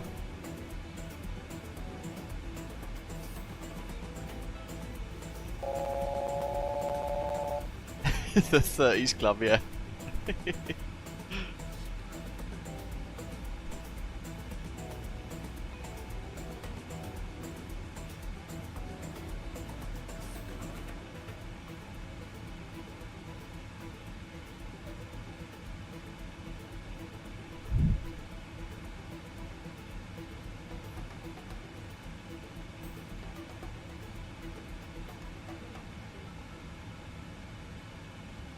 If you press engine with the ECAS stuff in the centre, it displays on the lower screen instead. Apparently pilots found that wiggle by accident.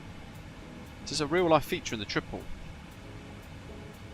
Like a kind of like a unlocked feature bonus.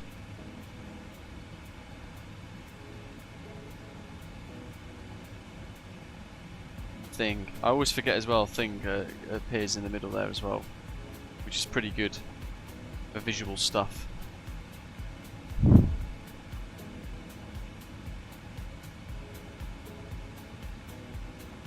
Yeah, it's cool. I didn't know that. Thanks for sharing.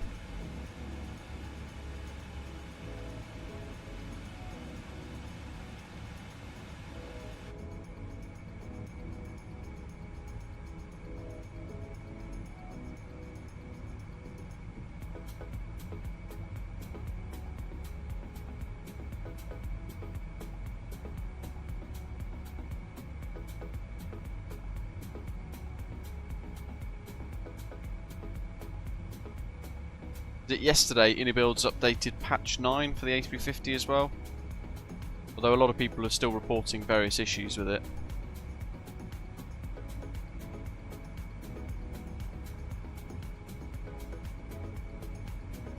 And has any of you checked out the new Unibuilds Gatwick Airport yet for MSFS 2024? I want to buy it, but I always then think to myself, Jesus, it's almost 30 quid for an airport scenery in the sim. That's really steep. $21.99 excluding VAT, it says.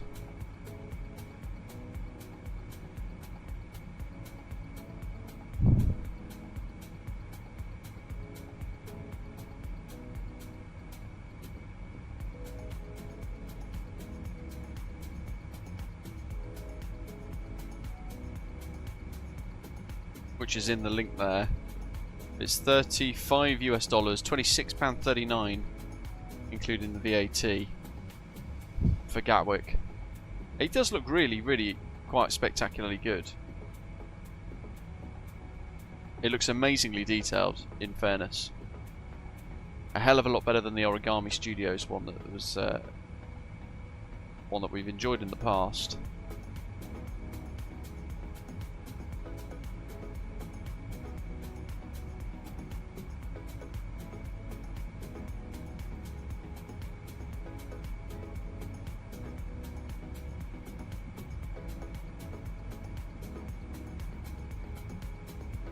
Looking through the photo gallery now, it does look pretty good. That Boeing hangar though that they've got has just been purchased by British Airways, so that'll be a British Airways engineering hangar soon. If not already, I wonder if they've already put the branding on it in real life. And I wonder if they have the animated trains.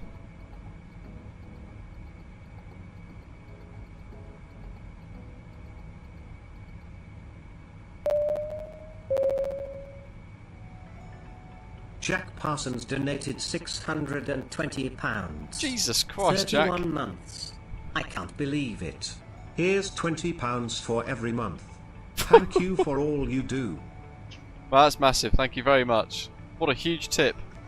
620 quid, my goodness. Thank you, Jack. That's incredibly generous, matey. Literally 20 quid for every month. If I had 20 quid for every time somebody said that, I'd be a millionaire. Appreciate it, Jack. Means a lot. Thank you very much. Very, very kind indeed.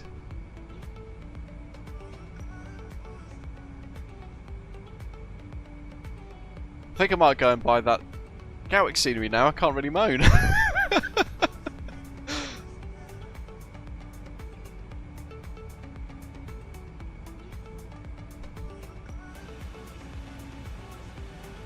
I'll do that after the stream, and then I'll for the next weekend's kind of live stream, we'll do something involving Gatwick. Why not? Nice one, Jack.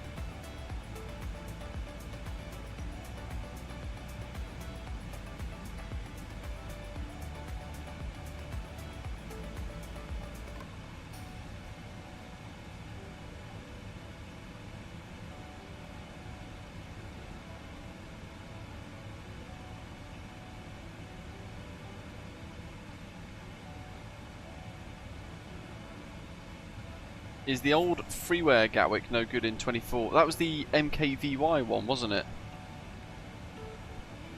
I'm not sure if it's compatible with 2024 actually. Let me just... I'll log into flightsim.to and I'll have a little look.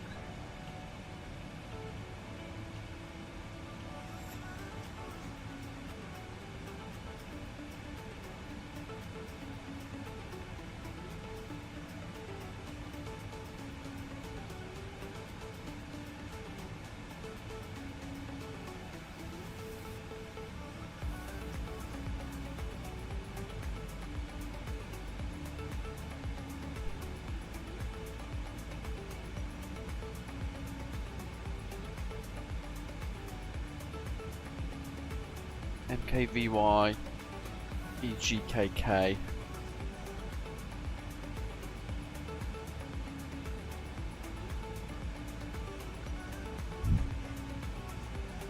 Updated 5 months ago. Gatwick 2025. Compatible with Flight Sim 2020 and 2024. Maybe it's time we check that one back out. 1 day ago, 5-star review.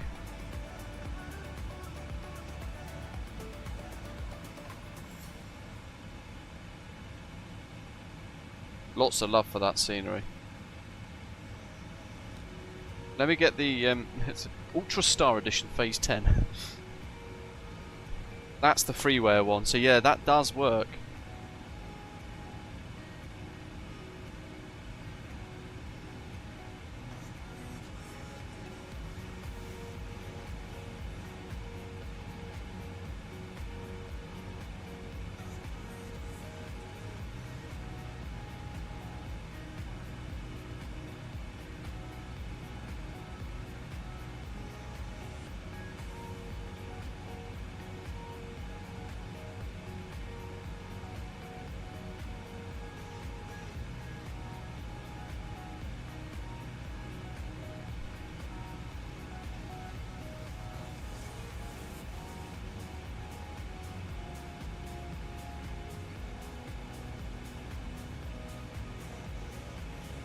Jack says Gatwick's his favourite UK scenery. Is that the MKVY freeware one, Jack, or the new Builds Gatwick one that's just been launched? Ian says that if the free one still works and looks good, then why would we pay £30 for another one? That last link that I've just put in the live chat is the freeware Gatwick 2025 scenery. I think I will actually.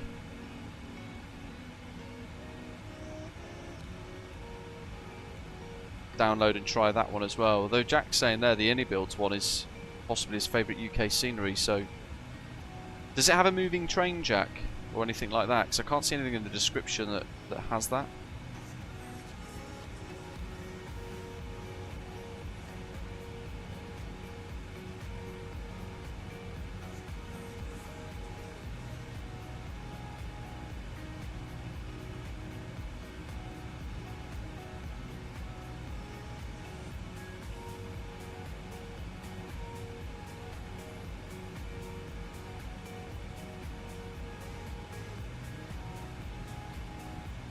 Yeah, it'd be interesting to know.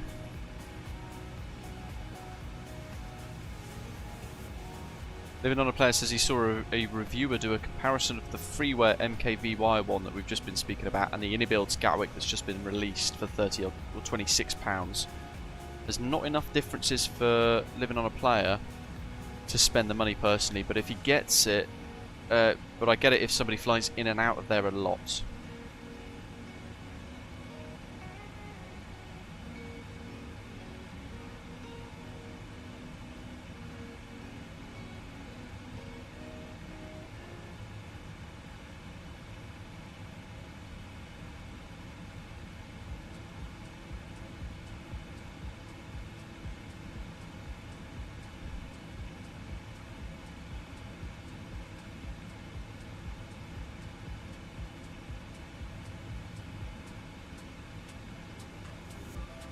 Jay says when he first got Microsoft Flight Simulator 2020, he tied his 2020 community folder to 2024.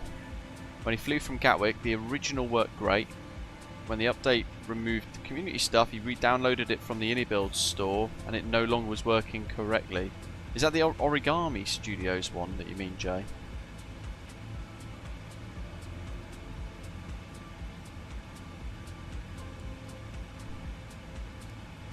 Birdman was saying in the chat a minute ago, did we go for the visual approach? Did you go for the Husky Visual 16 right in the end?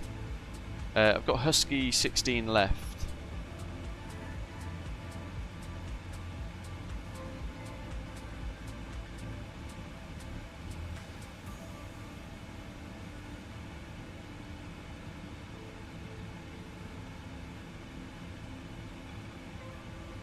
Very possibly, Jay, because Origami Studios is actually basically Builds anyway.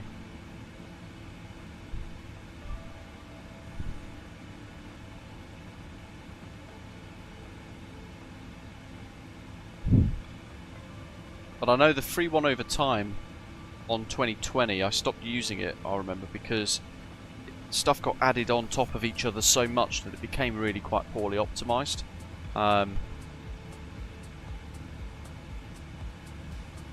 But perhaps if he's solved that, the MKVY chat, we'll revisit that freeware one. Which one was slightly better though, Living on a Player performance-wise? The Builds one or the freeware one?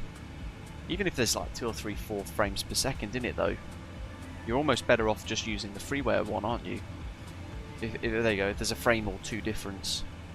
You might as well just download that freeware Gatwick then, rather than spend 30 odd quid on an airport scenery, because you could spend £30 and literally buy yourself a 737-600, although that would be for the other simulator. What else is about 30 quid aircraft wise? You could buy yourself one of the new PA-28s from Just Flight.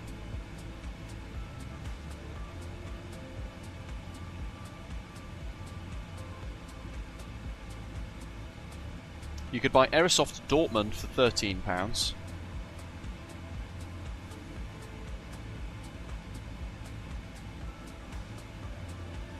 And something else for a similar price and still have a bit of change.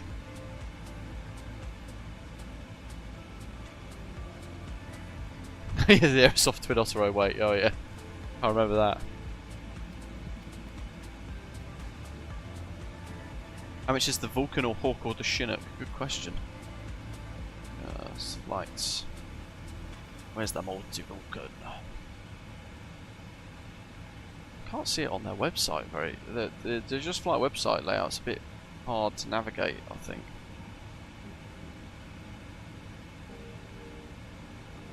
Flight Simulator add-ons. Airliners. 2024. The Pilot's Dash 7, 20 quid.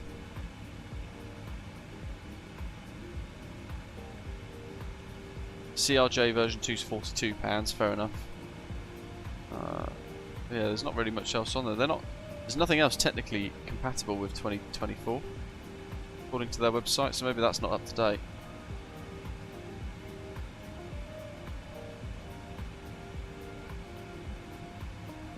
$40 Canadian for the Inibuild Scowick. Jesus, that's a lot. So the real ATIS, folks, is still running on ILS runway 16 right and 16 left for the approach. But we will do a visual approach instead. Why not? Might as well. Live to Air CJ3 Plus. Don't know what that. I haven't tried it, mate. I'd have to Google what that is.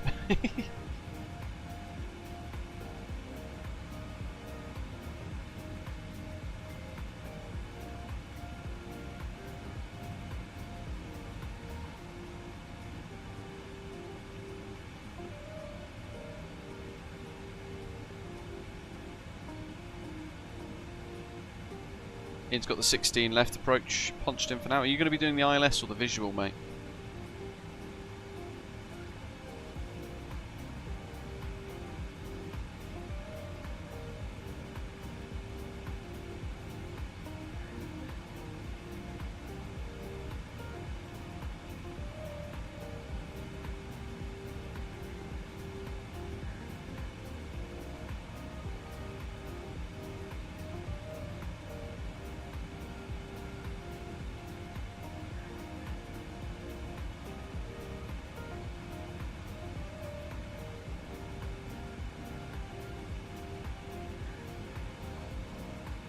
Taxi to gate has been awfully quiet. I'm not sure what that is either. I'll just have to Google that as well. Live to Air CJ3 Plus.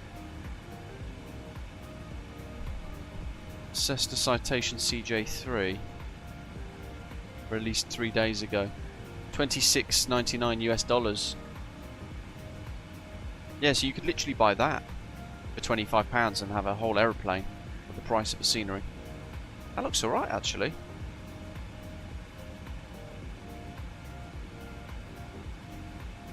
I'll put the link in the live chat for you guys.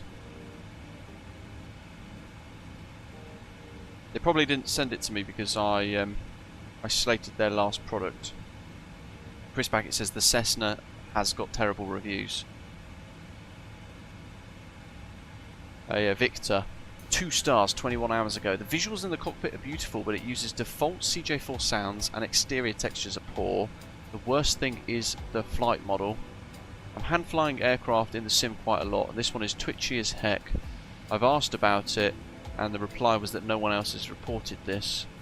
This is the only aircraft I have in both sims that behaves this way with my Yoke and Moser AB9. I can't recommend this at its current price. Someone replied saying not to mention the frames per second spikes too.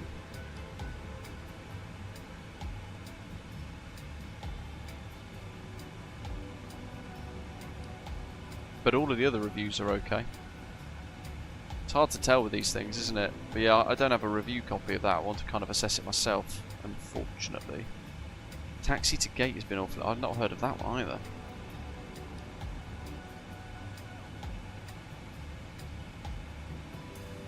Oh, is in the scenery developer for MCO.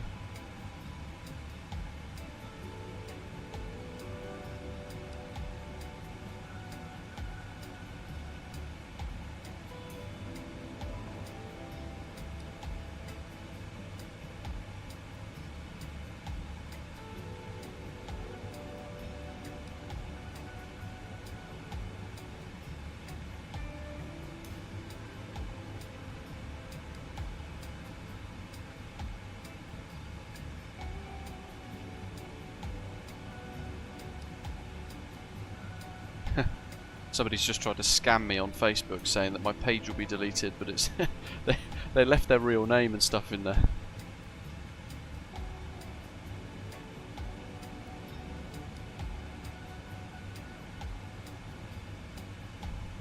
They didn't think that through so well, did they?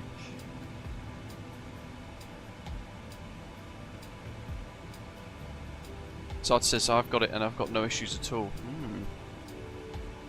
Interesting.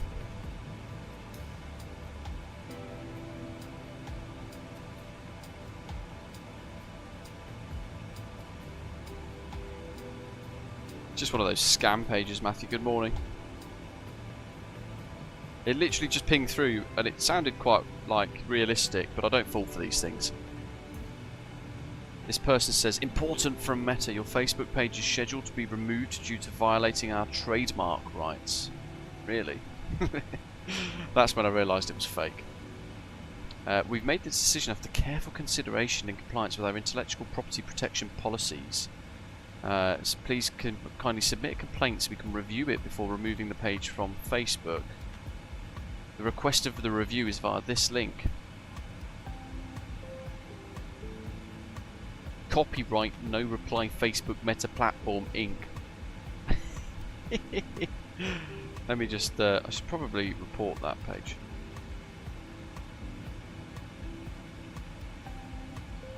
How do I? It doesn't actually let me do it.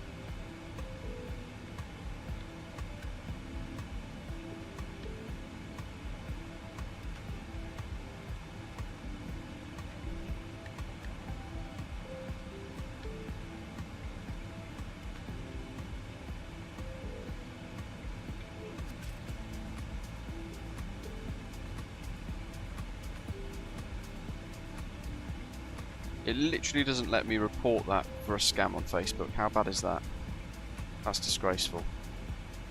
This is the only thing with Facebook. I don't really like it as a platform. It's all about just making old Mark Zuckerberg, whatever his name is, richer.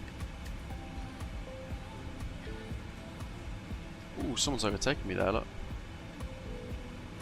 Epic.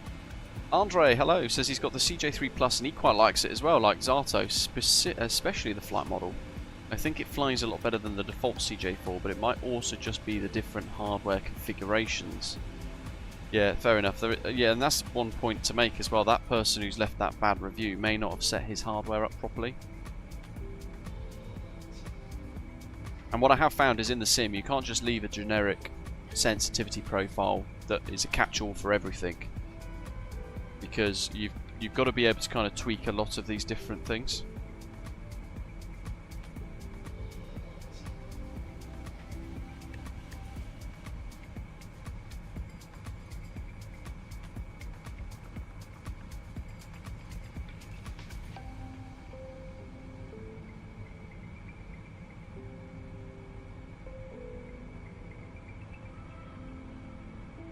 Matthew, always. It's almost mandatory for Denver, isn't it? Getting Blucifer at the start of the stream.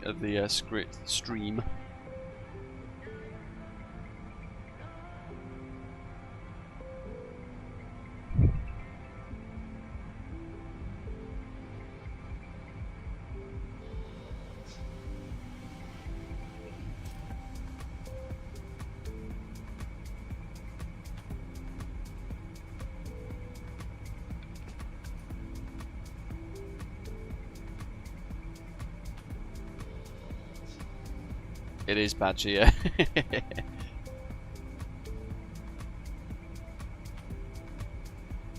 Yeah, and that's a good way of applying value to your add-ons, Andre. You know, if you spend a lot of money but only fly the aeroplane once or twice, then you've got poor value from it.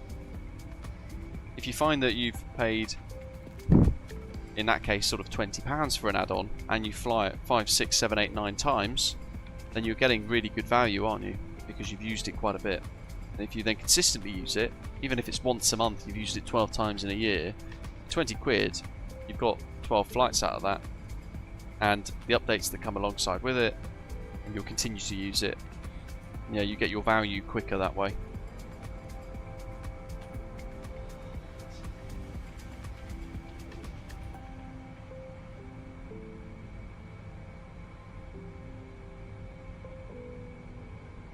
But I need to set for the PA28s, I need to set a sensitivity curve that's a lot more sensitive, because I flew it the other day with, when I recorded Wednesday's video, flew it with my airliner profile. I'd forgotten to actually reset it because I was faffing around trying to spin a lot of plates yesterday anyway.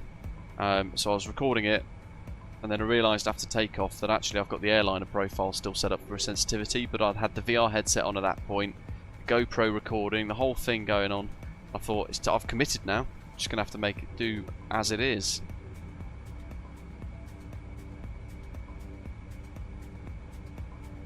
But you know, the PA28s, they're twitchy, they're not twitchy, but they're responsive, given such a small aeroplane, even at the slower speeds.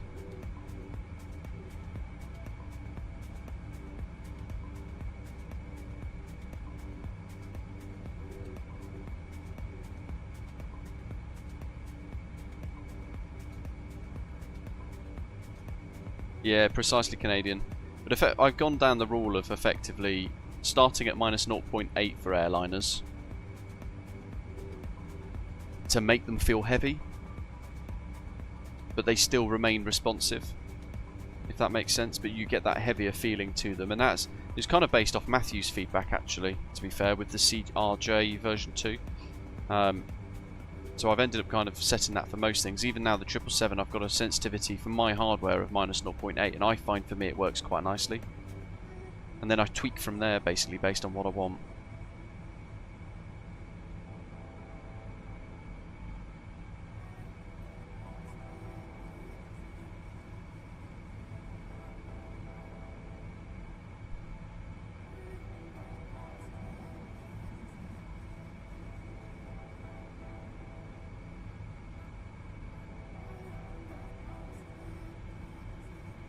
Yeah, my Thrustmaster rudder pedals, the cheap T-Flight rudders that I've got, they are incredibly sensitive, which is why when I start my flights I've got to do that full left, full right, full left, full right, full left, full right quite a few times, and just keep the rudder pedals moving a little bit, just to wake the sensitivities up, because I find that it does struggle otherwise.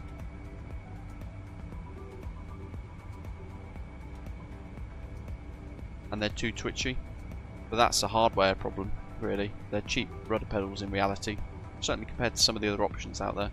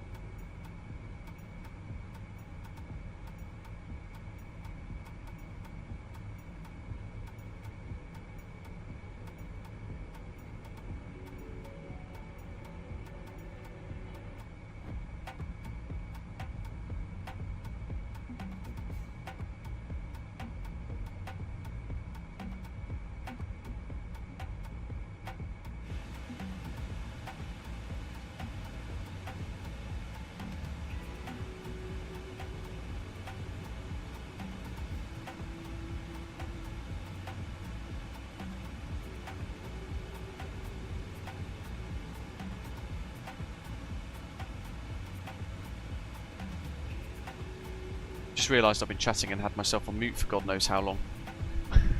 Again. I did that last week. What was the last thing you heard me say? I can't believe I've done that. I was saying earlier that I've been juggling, spinning a lot of plates. Little things like that, little mistakes like that prove that that is still certainly the case. My goodness.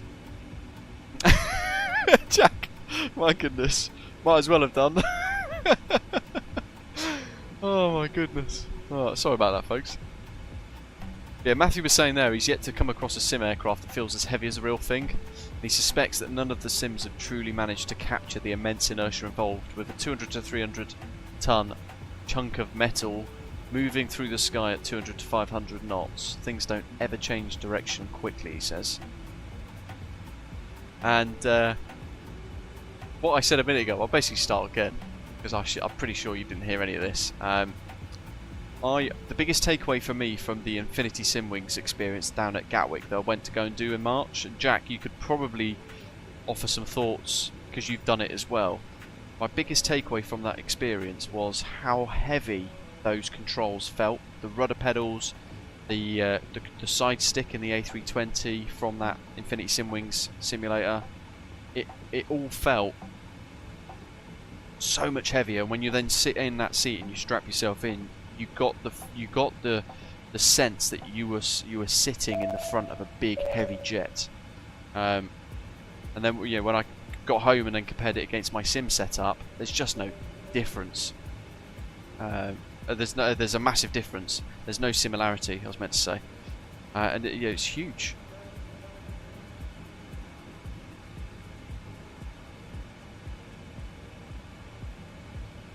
And that weirdly for me was my biggest takeaway. So no matter how much coding and how much depth into the simulation that all of the developers can put into these sim add-ons to make them as realistic as possible, unless you make your own hardware feel heavier, you're not going to get close to the real feel.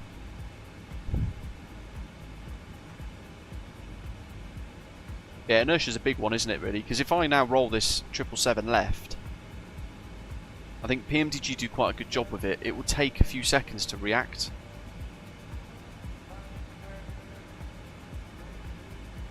But some add-ons, certainly the cheaper add-ons that kind of do more kind of default flight model type stuff, when you roll left it will just start turning.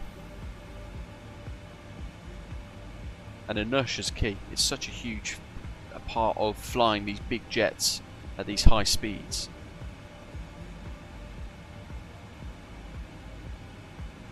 Matthew says, I think all of this in all of the sims, this includes X-Plane, focus so much on the lift, they haven't really put a thought into the inertia of the machines that are being simulated, and he'd like to see them model that in the future. Yeah, I think you're right, Jack. Building for scale there.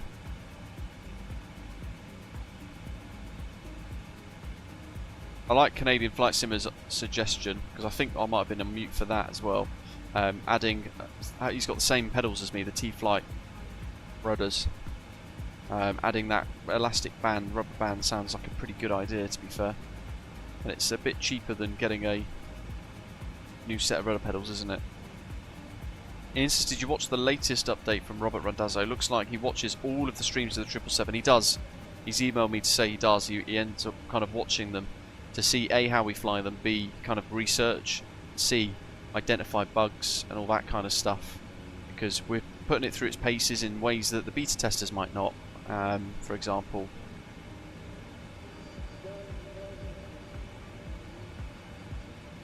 But that's the one thing, one big takeaway really from PMDG is they, Mathis was in the live chat earlier actually at the start of the journey, they will spend a lot of time, even though they don't need to, sitting inside live streams quietly in the background watching us fly. They may well be watching now. Robert Randazzo might have his morning coffee and he might be watching this stream now, and if not, I can guarantee you'll watch it back in probably the next couple of days to see how we get on and to see if anything at any point in this 3 odd hours that we're flying for comes up as an issue. But it's that level of detail that's so key.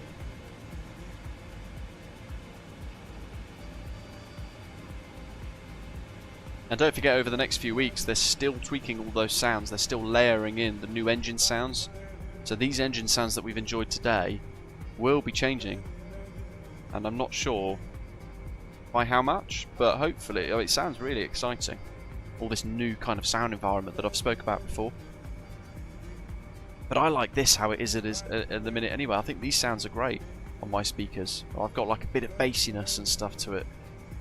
I like all of that. So I'm excited to see the new sound environments as well, to be fair.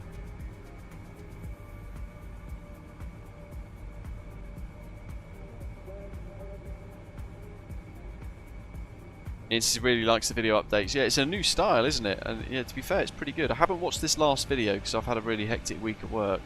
But I've also got back from work and had to do video interviews and assessments and things like that. So I've really not had much time to kind of keep up to date. But yeah, I'm a fan of the video interviews. The video updates on the PMDG official YouTube channel. I'll probably watch the one that you're referring to tomorrow at some point during the day. Matthew says, especially at altitude, the controls should lose considerable authority in the higher flight levels. It should feel incredibly mushy up here. Robert mentioned WASM crashes with the 777, and so far I haven't experienced that yet. I did 3 long hauls in the triple last week. Touch wood, don't want to jinx it now, I haven't either, but I know some people have had that problem. I mean, I thought when I did it the other day, you can see the inertia kind of almost in play there. And how as it rolls out from that steep Wrangler bank, it still takes a few seconds for the faster rate of turn to dim down a little bit.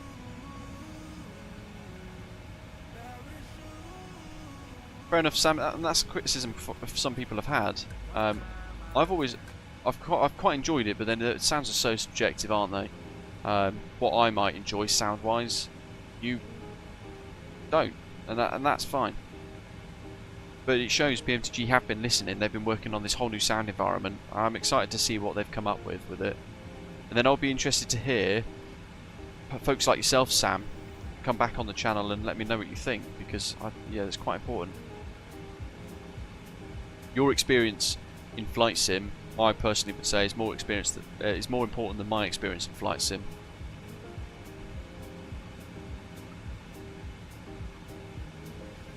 If I understand correctly, Johan's asking, will the General Electric G90 sounds also be implemented into the 300ER in 2020? So my understanding is that all of the new sound environment, Johan, are going to be, over time, layered into all of the 777 packages.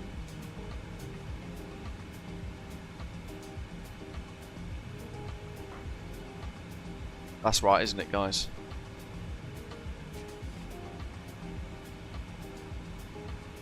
Right, top of descent in 40 miles, so we've got to start pulling the data. Altimeters 29085. High to low, down you go. Only by a little bit though. And what have we got? Charts.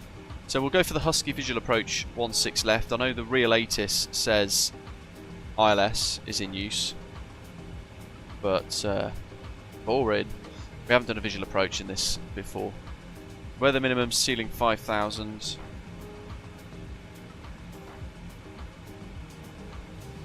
We have got that according to the ATIS. Overcast at 7,000, broken at 4,400 above ground level. But visibility 4.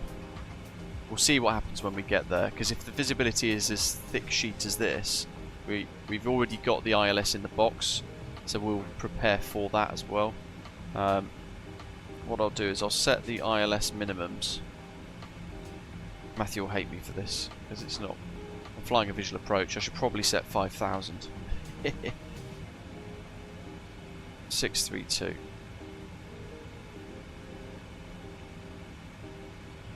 So just set that. We've set the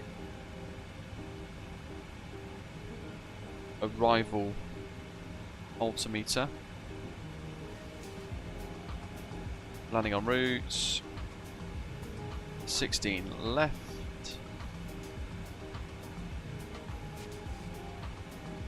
Brake 2. VF +5. Calculate.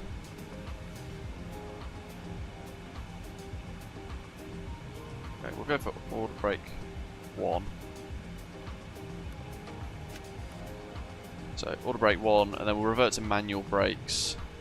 Do you ever do the visual approaches, Matthew, into Seattle? Or does it typically revert into a lot of ILS approaches? Because I know in the States there are a lot of visual approaches that still get flown. Zato, no worries, buddy. Have a good one, mate. See you on the next one. Have a good night. Sleep well. Jack says the point is, I think that everyone wants different things in flight sim. You're bang on right there. I'm not a flight buff, so you could give me something that isn't technically accurate, and I wouldn't know the difference, but I'd still enjoy it. Absolutely. And 99% of us have never flown the real things. So the experience we get, if we enjoy it, that is all that matters. And I think that's probably why I've enjoyed the PMDG product lineup so much, because I've been able to get my head around the logic behind the Boeing systems quite nicely, but I've then also been able to find myself immersing myself really quite wonderfully into these big 777s, for example. It just does something to my experience in flight sim that it ticks all the boxes. I really enjoy it.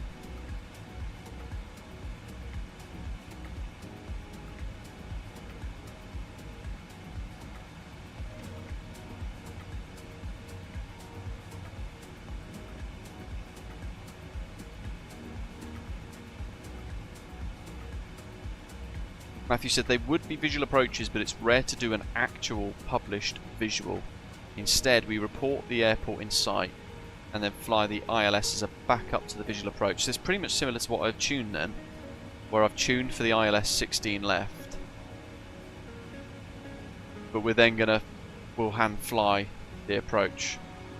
That's effectively what you mean, Matthew, yeah? Any developments happening at Phoenix lately, Birdman's asking. I'm not sure. Does anyone know of anything? Whoa. Auto ATC. Seattle Center advises descend via the Chins 5 arrival to Seattle altimeter 2985. No separation services provided. This new Auto ATC thing is fantastic. Reset MCP altitude. I think it was 16. At or above 16 at RADI, so we'll set 16 on the MCP. We're LNAV, VNAV.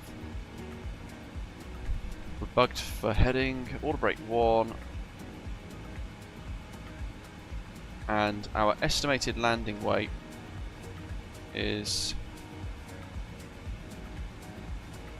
171,043.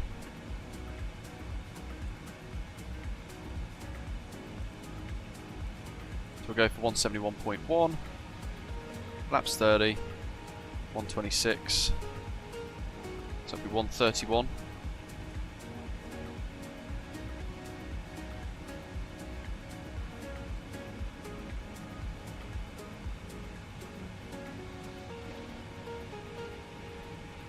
VREF 131. Just making some quick notes. We've got charts. So 16 left, that's our runway. Nice and long, 3,627 meters long, and no high-speed exits. Kilo probably is one, but it's way too close to the start of the runway. In effect, we're probably touching down here, right? Where that little red line is. So I'm probably going to roll out and vacate at November. Just over halfway through, and it'll be a super short taxi in then. But we've got to go to South Satellite for the heavy stands here at Seattle. It's probably going to be November onto Whiskey.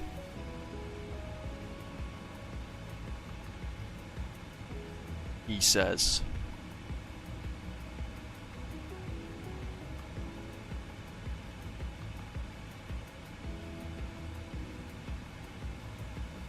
When we say visual approaches in the US, Matthew says it's really just a way to reduce the spacing between arrivals as opposed to literal no data visual approaches.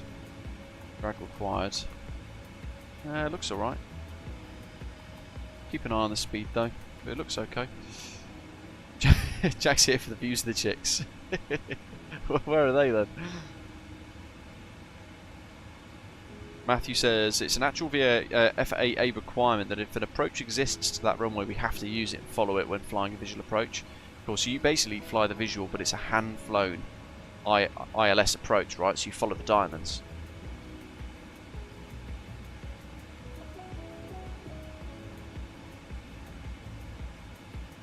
We'll do that. It's a bit of a challenge. See how we get on. Let's get. See what's on early, because I don't know how choppy that's going to get. Temps -17. What have we got there? All the anti-ice is on automatic.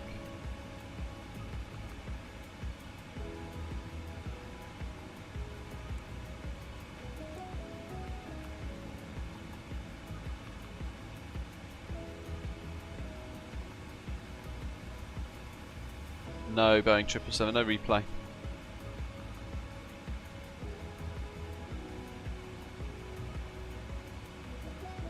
So it's not the Husky visual approach then that we're doing. We'll do the Chins 5 RNAV arrival, just so you guys are rebriefed. Down to 12,000 at Auburn, heading north 343 degrees heading, at 250 knots. We'll then go to vectors, heading mode 343 degrees.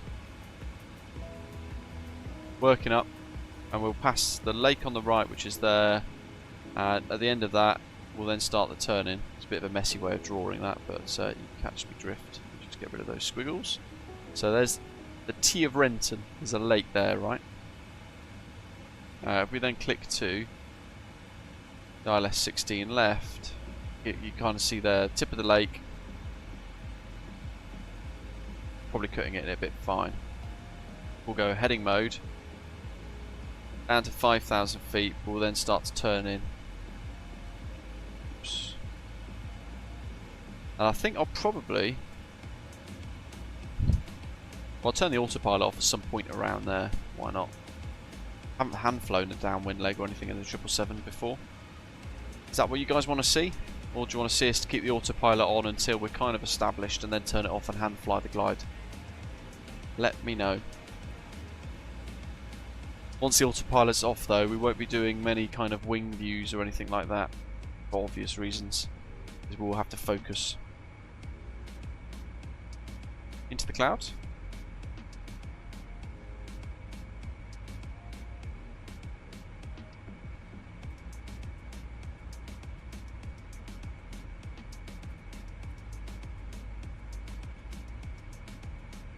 Oh, I don't think I've got a keybind set for auto throttle.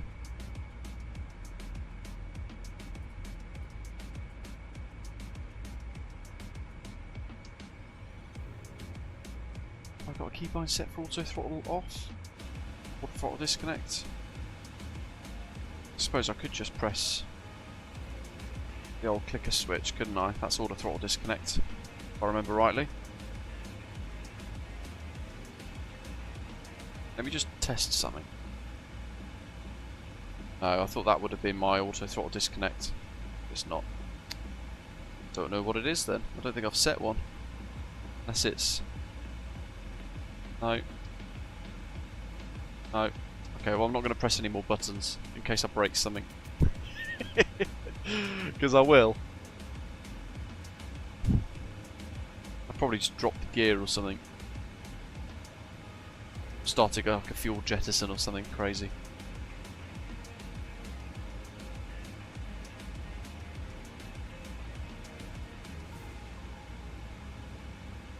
We're going to hand fly a bit longer than that though, Boeing 777, because that's what I always do. On the descent, at 1,000 feet, I'll turn the autopilot off and I'll hand fly the last little bit. But we're going to go a bit further back and turn the autopilot off around the downwind leg instead on the circuit.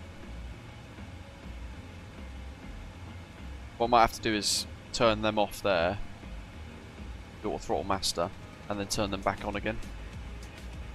And then hand fly the jet, including throttle.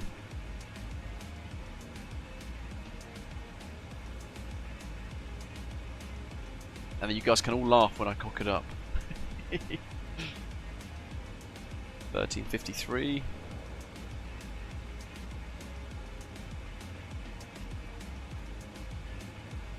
Gonna refresh the METAR. Yeah. Whee, hello, what was that? Bit of a weird old jump.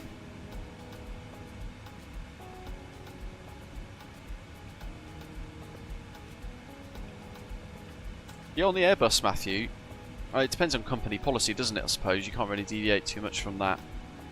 But Lufthansa, for example, their pilots will turn off the auto throttle when they turn the autopilot off in the Airbus A320s, which I think is pretty cool. Having that kind of fine-tuned motor skills for the actual throttle control rather than just leaving it to the computer.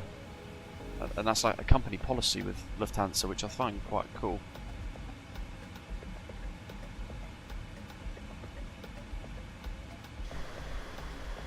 How are we doing? Let's see. Sakura. Spirit of Yokohama livery.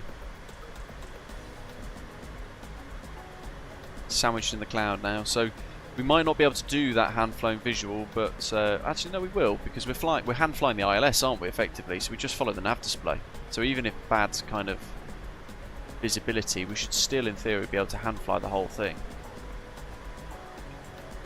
Yeah, we'll give it a go. Why not?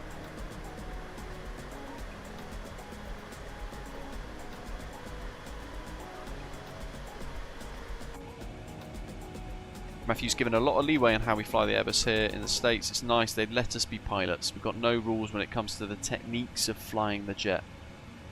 That's pretty good. I suppose all within limits or reason, isn't it, I suppose.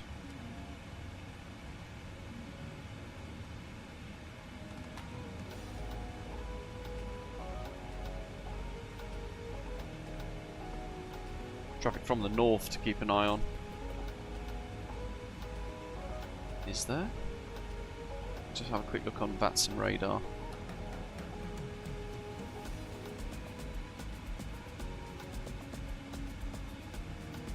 Oh yes, the Lufthansa. Crikey, we're on a converging course there. I might do a Unicom call now then, and then get Sea-Tac ready as well. So, what have we got? Sea-Tac. KC, that's going to be 19.9.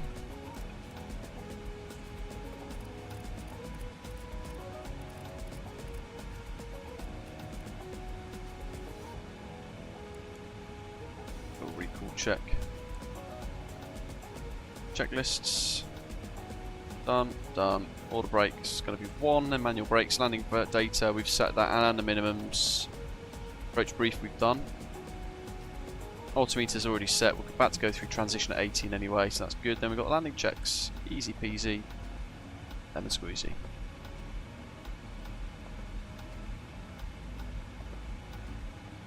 Seattle's traffic, Osprey 165 heavies, inbound, odd meter 2985 through flight level 200, Raddy on the chins 5 will report on Sea-Tac at a lower level, Seattle traffic. Okay, so he's on the frequency, then he'll hear that because we're pretty much at the same, in fact we are actually literally at the same altitude. So I'm going to have to sequence behind him. No, Birdman. ILS 16 left is what we've kind of configured for, because that's in the real FAA ATIS for Seattle at the minute.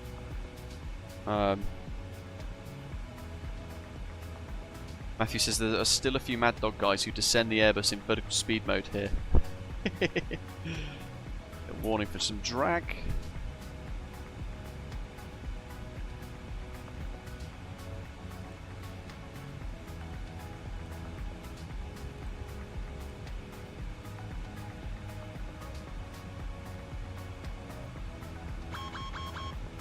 I know.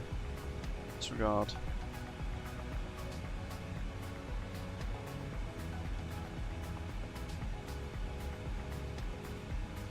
Simon, welcome. It's less confusing if you hand fly it from here, then there's no autopilot to worry about.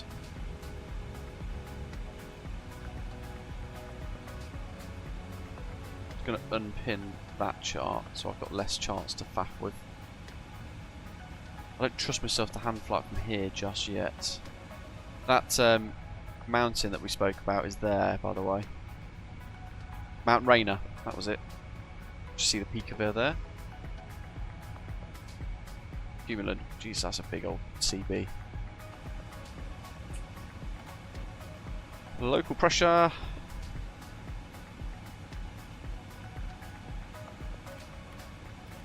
Down to 12. We need to keep that speed brake out and flight detent a little bit.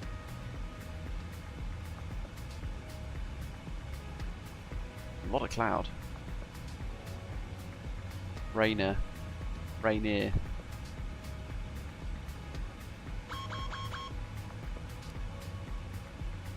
Drag required. I know.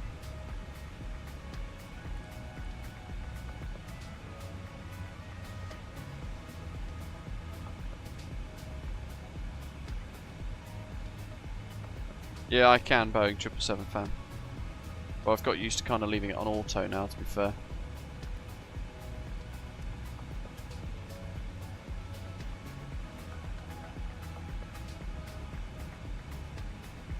Let's get rid of this music.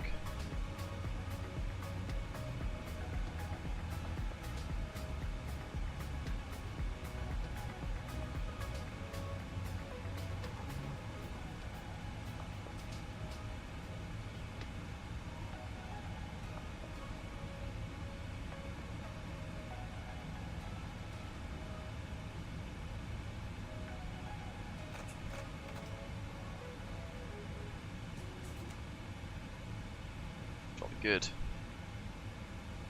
So 12, cross and maintain 12 at 250. Start to try and decelerate the jet now. So we have got some sequencing to do. It says at 250, I'll set 250 then. That's good, that's set. 11's good. Decelerating gently, that's good. So we should cross Auburn at 250 and 12.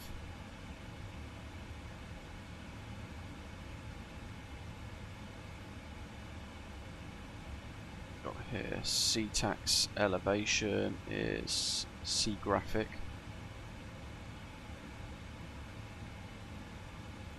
Brilliant.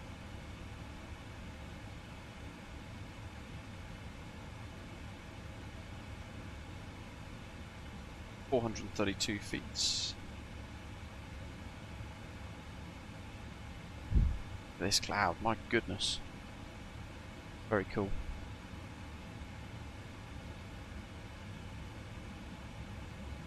They do, don't they, Ian? Powerful.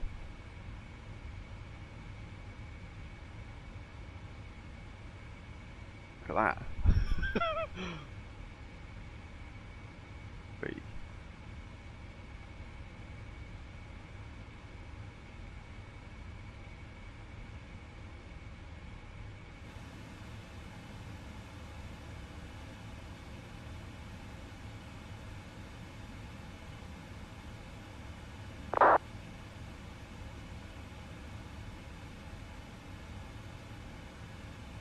Okay, we potentially are on a conversion track here with this other guy, but we'll see how we go.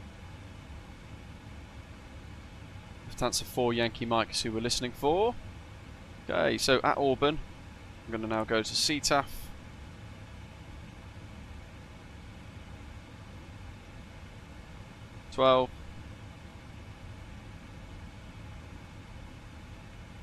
Hold. Set 5 for my next one. 250 for the speed. At 12, we've met that constraint.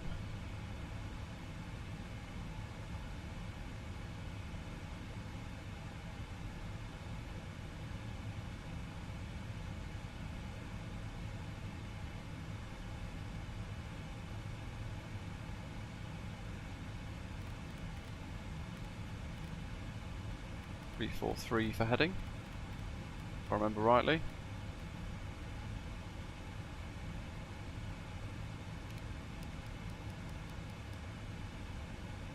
I'm just going to bring the speed down to 240.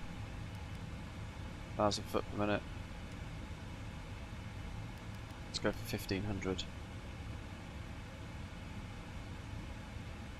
going to see very much here. Sea-Tac traffic, Osprey 165 heavies, 777-200ER, altimeter 2985, now downwind for the ILS 16 left approach, Sea-Tac.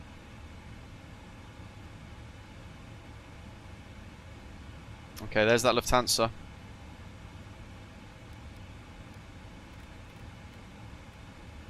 .230. He's below me, but he's further out. We are on a converging track here.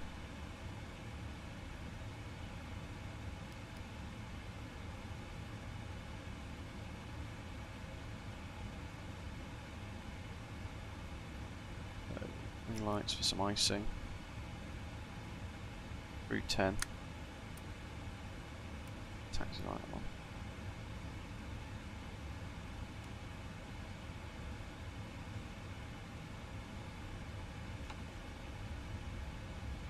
Okay, let's go bold, shall we? Is he going to let me do it? Let's see. What a throttle off. Okay, so it's my throttle. From 10,000 feet, my controls. We're hand flying the jet all the way in. This is the furthest out I've ever hand flown this sort of aeroplane. So we'll see how we go. Definitely, with minus 0.8 on the sensitivities, it definitely feels like heavy.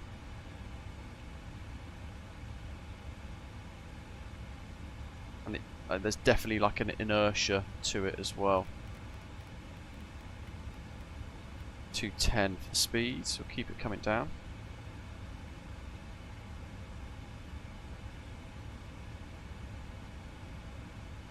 Briefing, that's good. We'll leave it at 1500, although that's pretty much pointless setting.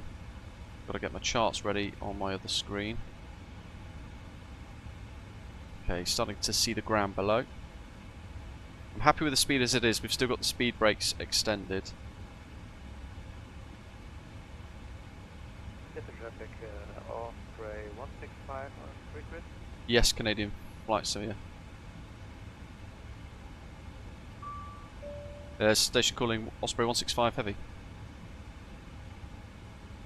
Yeah, Lufthansa 4, Yankee Mike. We are now 30 minutes north from Hale there, and we will catch Hale there at the local liner on 167. Yeah, Roger, I'm just about to start my turn in. Are you happy if I head in front, or do you want me to sequence around you? Okay, thank you very much. We will inform you. Zero traffic, Delta 2508, taxi runway 16 left via Alpha. Correction, Bravo, Seattle.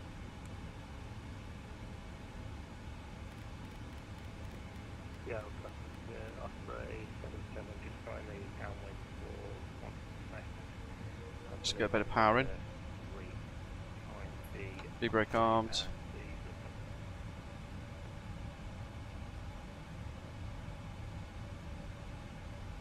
And Sea-Tac traffic, Osprey 165 heavies, turning left base 16 left, the Carfo.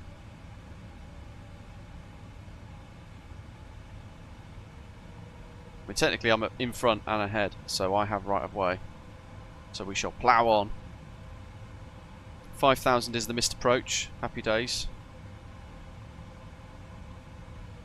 I'll just give it a squirt of power just to try and get a bit of sequencing in front of this Lufthansa to help him out. Seattle traffic, Osprey 7 Alpha Golf, inbound nets. 255, the flaps 1. Hawks 8 arrivals, the ILS runway 16 right.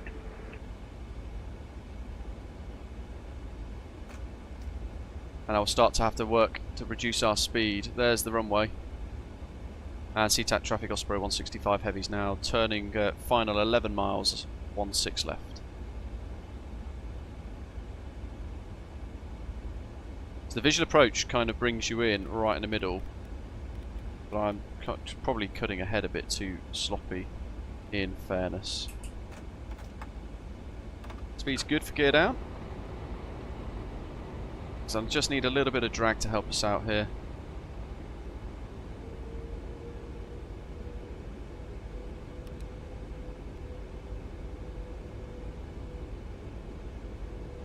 And we'll just fly the visual approach. Before Yankee Mike Heavy, adjusting the 160 up sky, so Osprey 165 Heavy.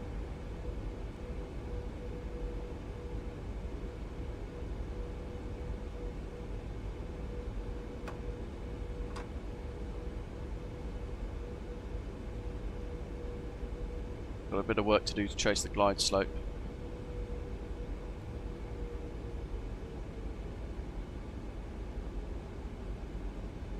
Hey look, there's Boeing King County. There's literally an aeroplane on the runway there. That's fantastic. That's well cool. Don't get distracted. Don't get distracted. So flaps 15. 2500. Let's get rid of the flight director because it's just a little bit unnecessarily distracting. 160. Full flaps. 131.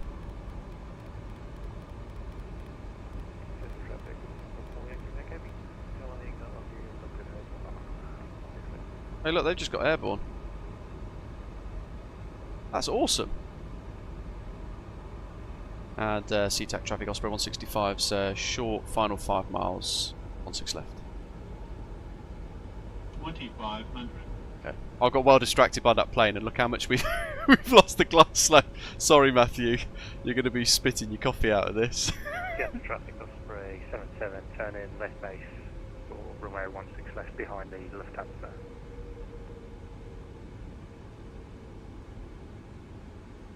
Okay, so speed's looking okay. That's allowing our rate of descent to increase, just to try and catch this glide slope before we're too low. Anything below 1,000, I'll just go around. But we've got space and time, and a little bit of height. That diamond's now coloured in now, so you can see that we're starting to get that Seattle profile traffic, back. Osprey 71 Alpha Golf, right downwind for the ILS runway 16 right. Seattle traffic.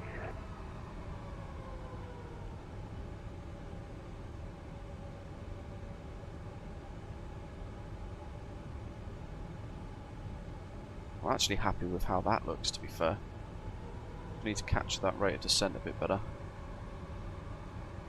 Pitch and power, pitch and power. Power and pitch.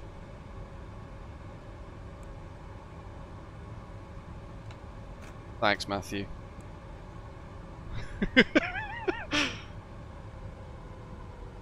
It's another distraction on short final.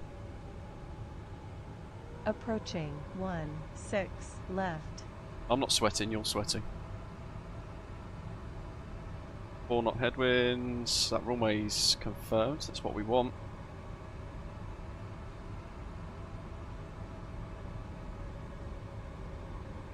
Okay, we're getting nice and stable now. The wind keeps kind of dropping and changing though, it's just disappeared, so we'll ignore it though. We fly the approach. Speed and altitude, everything looks good. Happies look decent. Look at that approach lighting. MKStudios Seattle. Tiny little bit of trim, continue. Just to help us out. Seattle traffic, Osprey 34, Papa turning down. Speed's good. Runway 16 left, Seattle. 50. Looking ahead. 30. 20. 10.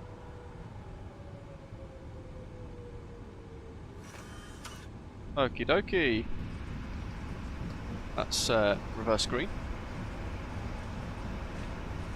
Decel. There's the noise.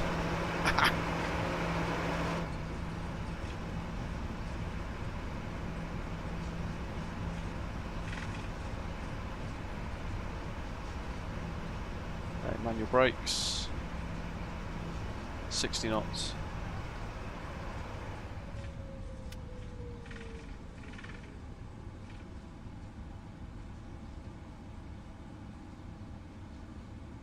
On the brakes, 15 knots, that was good. And Sea-Tac traffic, Osprey 165 heavies vacating 16 left at November. Sea-Tac. Final 4 runway 16 left, 9 miles. Sea-Tac traffic, Osprey 165 heavies vacated 16 left at November. Taxi stays on. Seattle traffic, Lufthansa 4 Yankee Mike Heavy, 2 miles, final runway 16 left. That's worked out beautifully. 2 miles. Look at that for sequencing, folks. On Unicom. We're like professionals, aren't we? APU, start. Is it traffic off? Don't need weather because we don't need to paint everybody.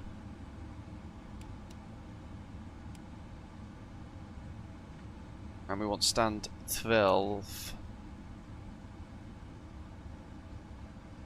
Ooh. S. The S? Sea-Tac traffic, Osprey 7 Alpha Golf for right base runway 16 right, Sea-Tac, Seattle traffic. S10's right there.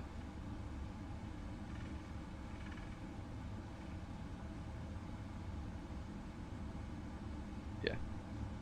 Cool. Look at this scenery. Pressure was on then, folks. I even had that like gurgly churn in my belly. And Osprey 34 Papa will extend downwind and turn base behind Osprey 71 Alpha. S10, let's go. Yep. Taxi lights off. Oops, hello. 7 Alpha Golf, we're going for 16 right. If you're going for 16 left, you can do parallel. Do it, do parallel. Affirmative, we can do 16 left. APU's now running. Osprey 34 Papa. And S10, let's park. Up. We've got the VDGS ready to go. Sea-Tac traffic, Delta 25-8, hold short, 16 left for our traffic. Sea-Tac.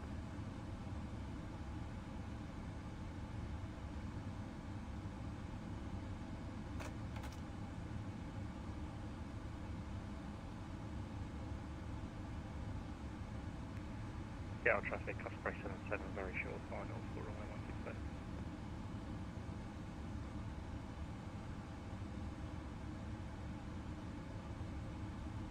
I'm the same Canadian flight simmer. I end up getting sucked in massively. I promise when I nail this one I'm not going to swear this time. Like the other week. Oh, look at that.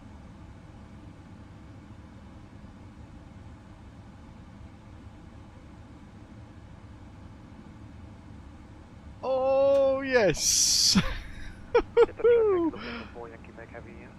What a countdown.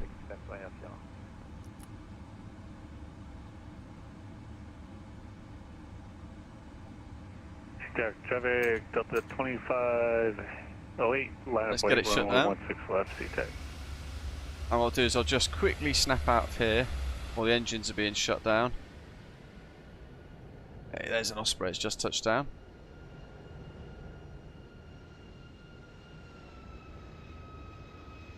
There's a Delta just lining up right down the end. I think the Lufthansa's just landed as well. He's used the entire runway. Right, it's just A350-900. Well said, Jack. Yeah, that's a good way of putting it.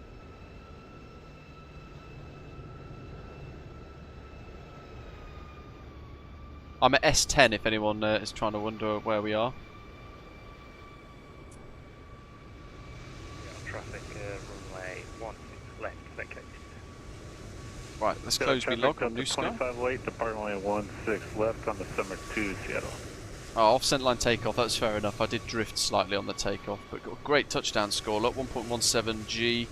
You can see the descent profile just there. So we turned the autopilot off here, I think, wasn't it?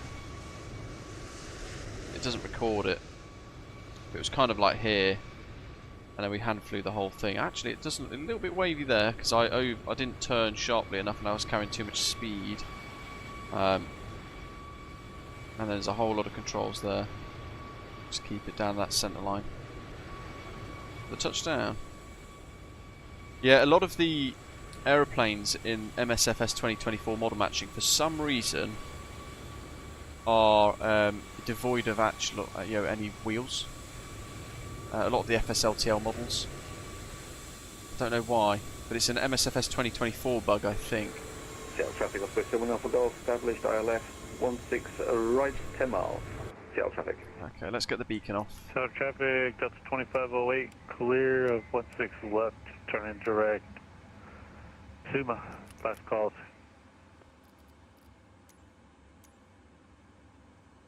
West D boarding.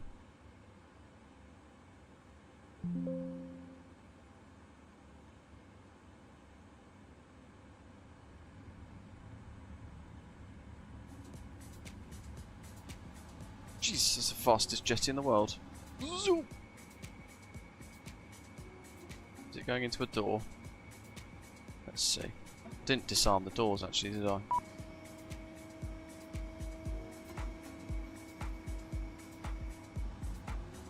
Probably should do that. Ground ops, disarm all, ground service vehicles, connections, chocks. Seattle traffic, Osprey 34, Papa, established. Runway 16 left, Seattle. Ah, I missed the door, there we go. Oh well.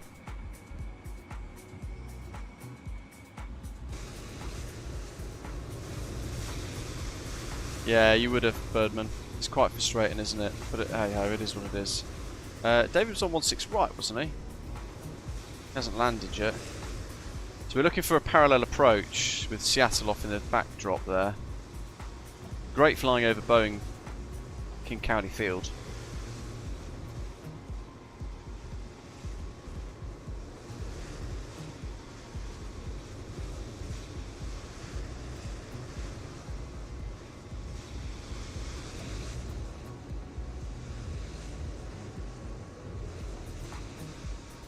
So we've got David on 16 right, Osprey 34 Papa, J on 16 left. Pretty much over Boeing Field now, so they should be coming into view any second, because Boeing Field is literally there, look. There's David. And there's Jay. Woohoo! Yeah, there you go. Parallel approach.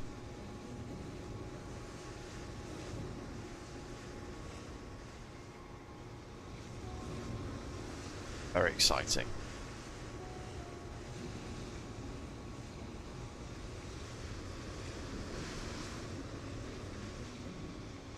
That's the Seattle City scenery from Dozeki Designs. We should have looked actually for the stadium, because that might have meant that we could do a visual approach in the future.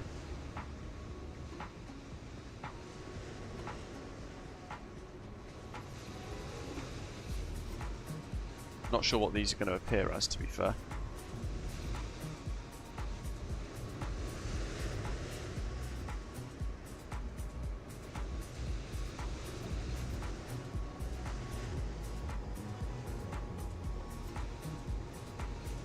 It'd be a great screenshot with the simultaneous touchdown, wouldn't it? If it wasn't for the no wheels thing. A lot of scenery popping with this MKStudios scenery. Is anyone else experiencing that?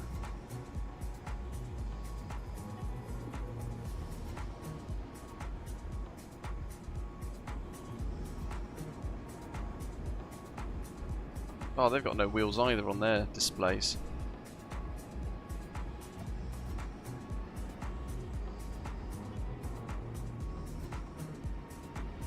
Okay, looks like David's touchdown pretty much now.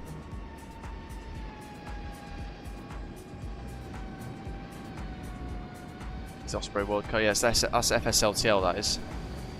There's Jay.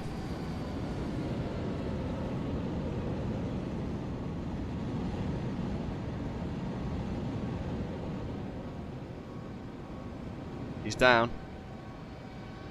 It's a trick of the eye, that, because the runway there that we were looking at is actually 17 centre, but he's over there at 17 left. Proper trick of the eye sort of stuff, that. I think got two more left. Who are due in about 10 minutes, which is great because that means we can go and have a look around at the scenery.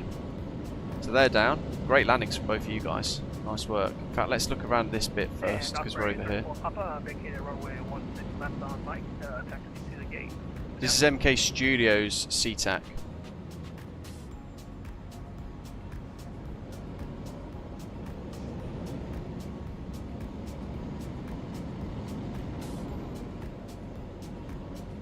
Got a big kind of structure there, look. Traffic Osprey 7 Golf fake, crossing runway 16, centre at Papa. Do like the approach over there with the lights. Definitely some weird scenery popping going on. And there's like a, I don't know if it's an FBO or something. We're going to have a look at this bit.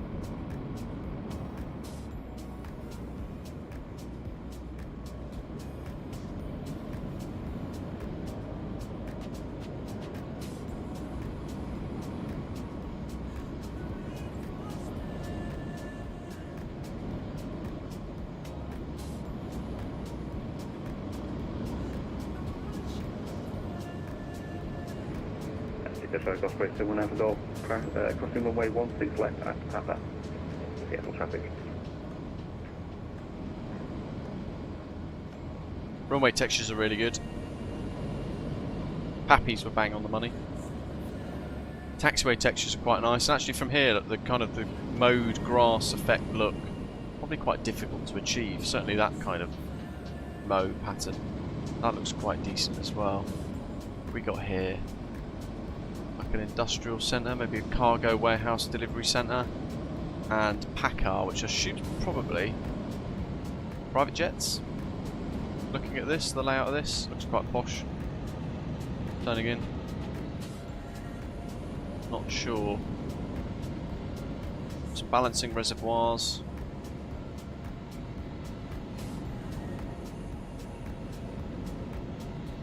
And some cargo warehousing. FBO, Matthew, so there you go. Awesome.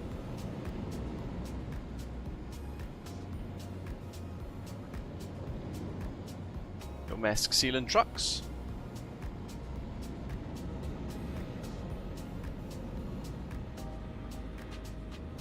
So much greenery, look at all this.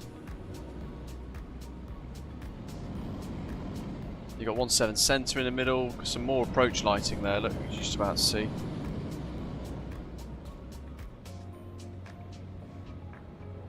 Yeah, weird poppy scenery bits though.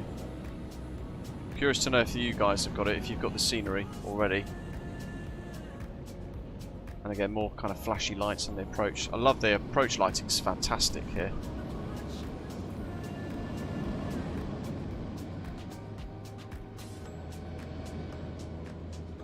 What have we got over here? It's kind of the edge of the scenery, this bit. More cargo facilities.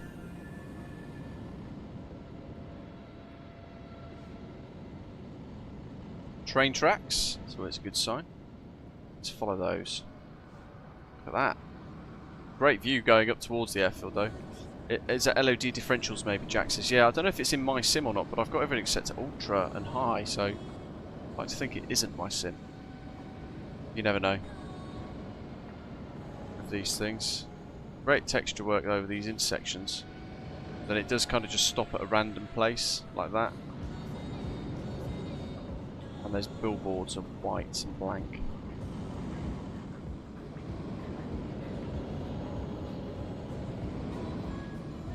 I suppose you've got to stop it somewhere, don't you? That's the thing.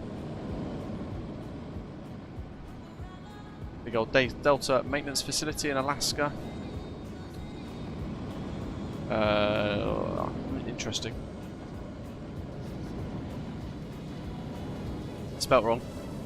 Maintenance and engineering. Or maintenance. Alaska maintenance and engineering. That's definitely spelt incorrectly on the scenery. But I'd like to think that's an easy fix, right? Delta hangar looks great.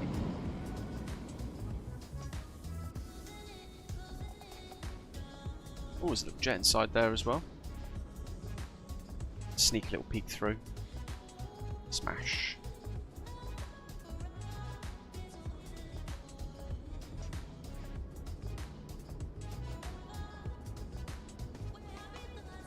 Hey! Look at that for timing.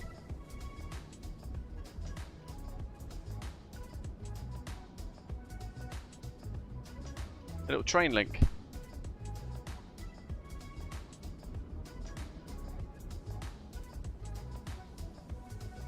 Lots of interior here as well. This looks fantastic, doesn't it?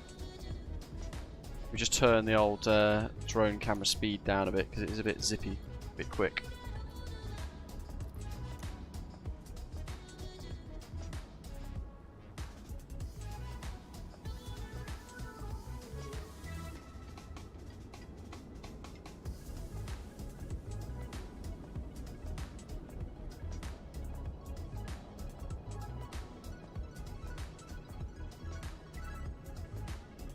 Oh nice, they've done the bridge.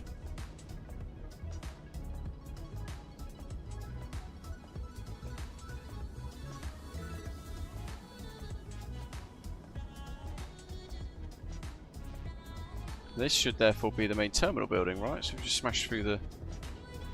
There's nothing there.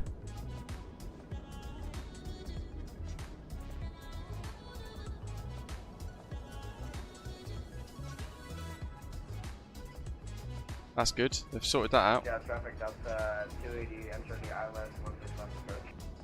Big old air conditioning risers. Car park structure looks really good as well, doesn't it? It's such a big airport. When you're taxiing, it feels small, but the actual infrastructure of the airport is quite a lot. Oh, British Airways. No interior though to the check-in area. Forecourt bit looks pretty nice though.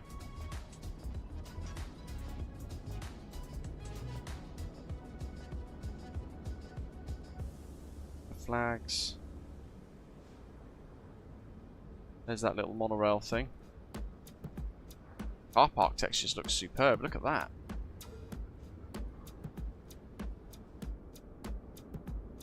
Do you want to deboard crew?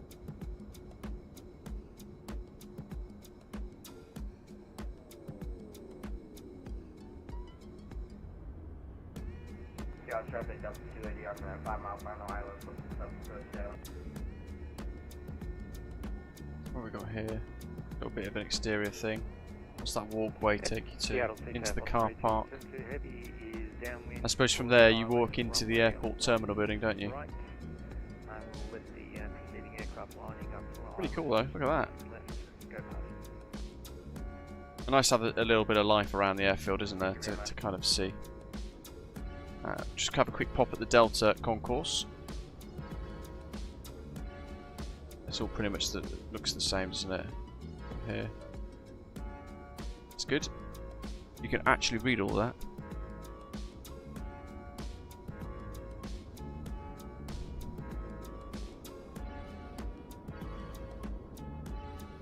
Gotta find what terminal British Airways operates from, because I'd love to know if they've got anything like that wrapped into the scenery.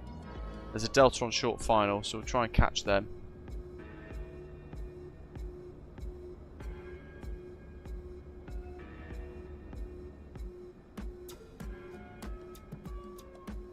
They say they're on 16 left. Yeah, there he is.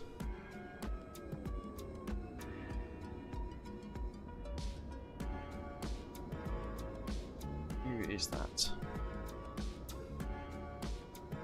Shanghai Pudong.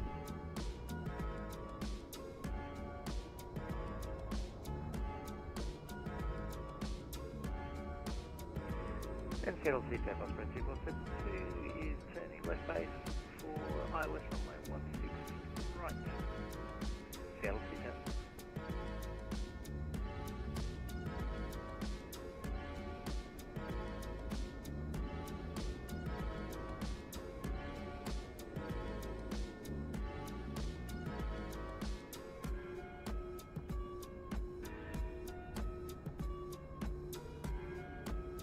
It's a bit low. Okay, that looks good. Nice. That'll be touchdown. FSLTL.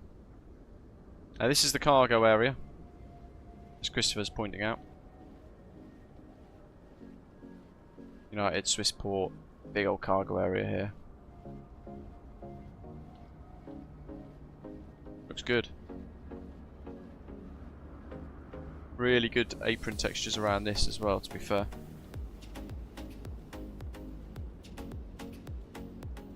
Control post. That Delta's sitting there, but 100% could have departed. Alaska Air Cargo.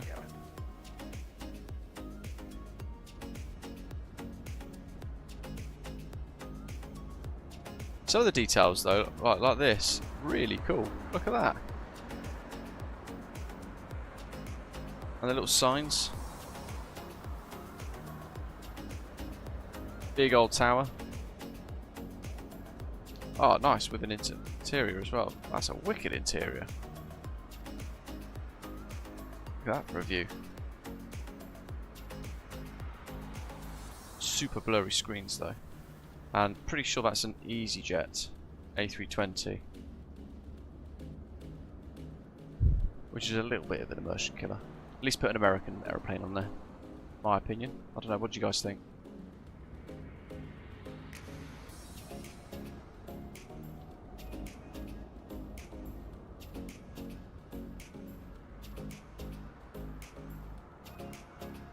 And Seattle traffic on 2472, established on the island for 116 right. Thing is, you could take a screenshot as well, rather than actually kind of worry about a copyrighted image and blurring it out. You could go into the sim and just take a photograph, like a screenshot of, I don't know, a Delta A320 or American Airlines A320 over there somewhere, and you could just use that and blur it out, couldn't you? Make it low res. Rusty old FedEx building. Few freight dogs out there. What we got here? That's a wicked little bridge area. Look at that. That's superb. Really nice bit of detail there around the cargo area. All those roads going off there. Look how great that looks.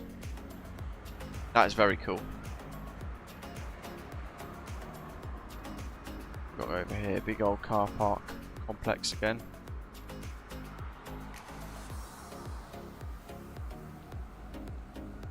Yeah, the animated train is fantastic.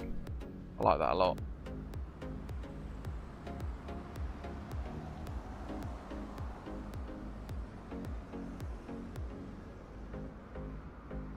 Oh, Night Shadow, pretty much where we've parked then. So we'll pop in and we'll see if there's any like BA flight number stuff on there then.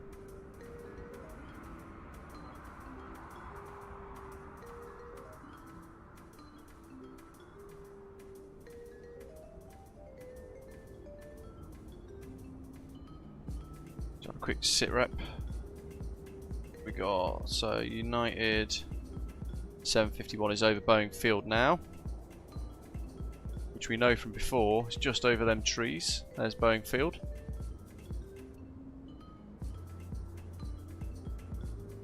Oh look, there's the stadium. So we would have been able to fly the visual approach. And Seattle Sea-Tac, Osprey 2472 heavy, 10 nautical miles, established on the island runway 16 right.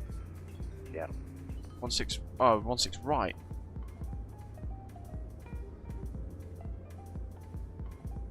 What this Delta's doing? He could have definitely have departed. At least we got wheels for him though, eh? Ed, welcome. Every time I fly the Phoenix in 2024, his autopilot keeps shutting off. Is this a 2024 thing or is it on my side? Have you checked your dead zones? Because you might have like a twitchy bit of hardware, and any tiny little input might then deactivate the autopilot. But that's the only thing that I can think of, perhaps. Unless anyone else has an idea. Once these two land, we'll spin the camera around, and I'll turn the time to kind of a night time to get the nighttime emissives for the scenery. We can see all of that then as well.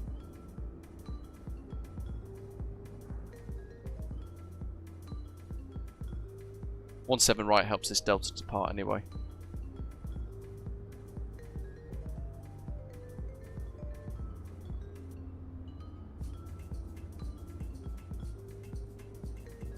And it's another no landing gear. AI aeroplane. You have to imagine the gear.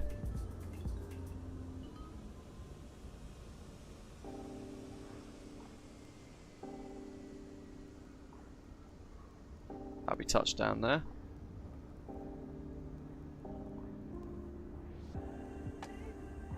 Nicely done.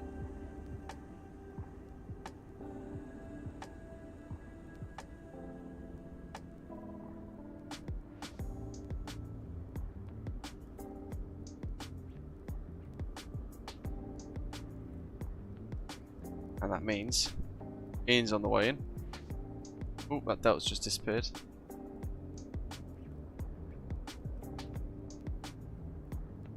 And Seattle-Tacoma Osprey 2 heavy for North Commercial, final runway 16 right, Seattle. In the triple.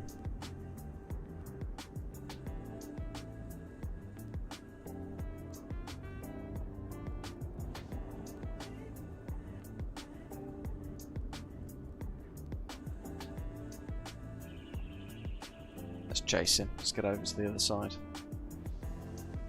Last pilot in.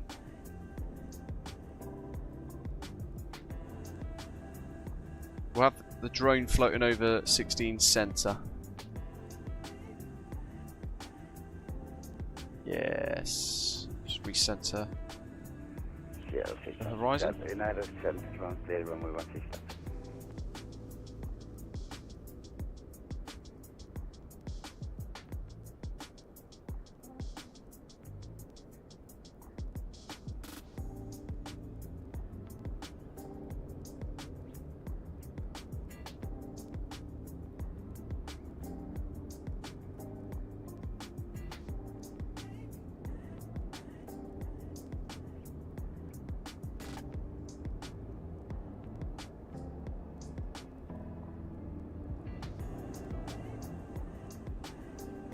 You guys always do well with the pressure, to be fair. I always think there's pressure when I'm landing these jets, but then when I turn the camera on you guys, I imagine the pressure is there for you as well, so you do pretty well with it all. Another FSLTL no landing gear model. Oh, VATSIM being a bit iffy there. That'll be touchdown about there. Sometimes the network goes squiggly.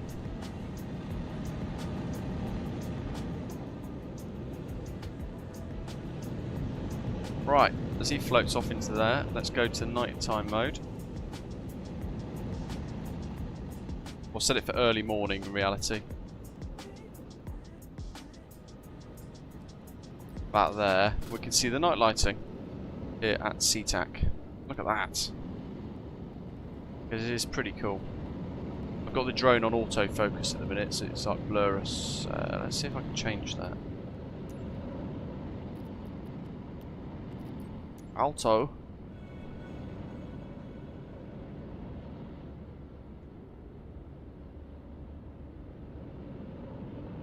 There's the cargo area at night.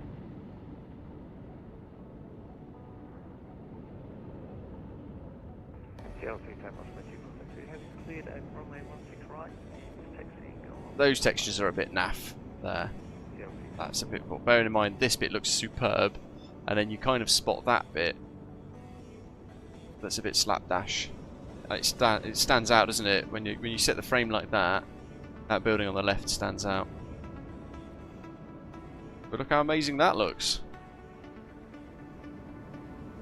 Follow the greens as well if you're that way inclined.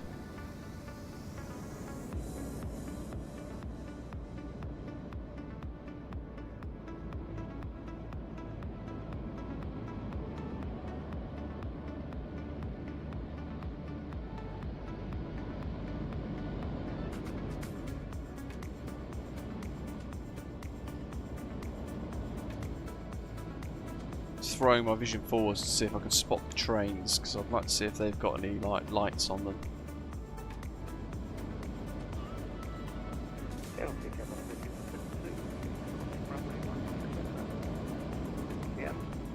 Let's have a quick peek through this north here.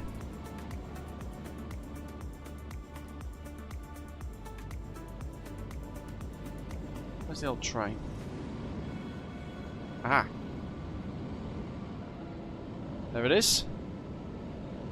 Whizzing down the track.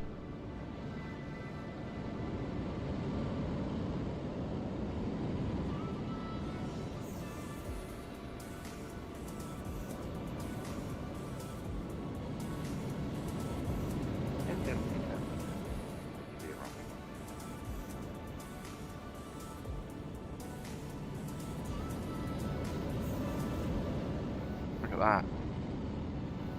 How good does that look?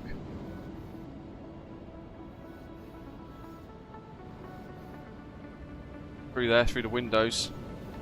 Jeepers. Very nice.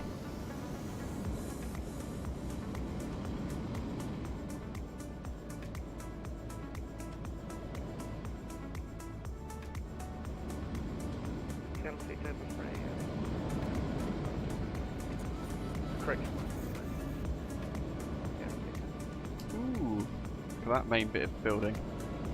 I've gone in there. The glass looks really good. Oh, look at that.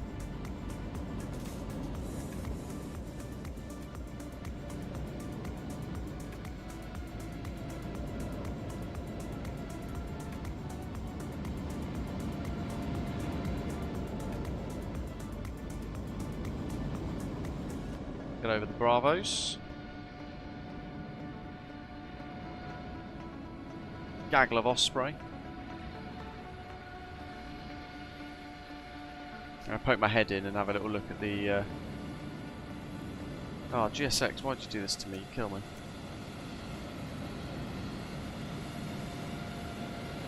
Withdrew the jetty, hasn't it, look?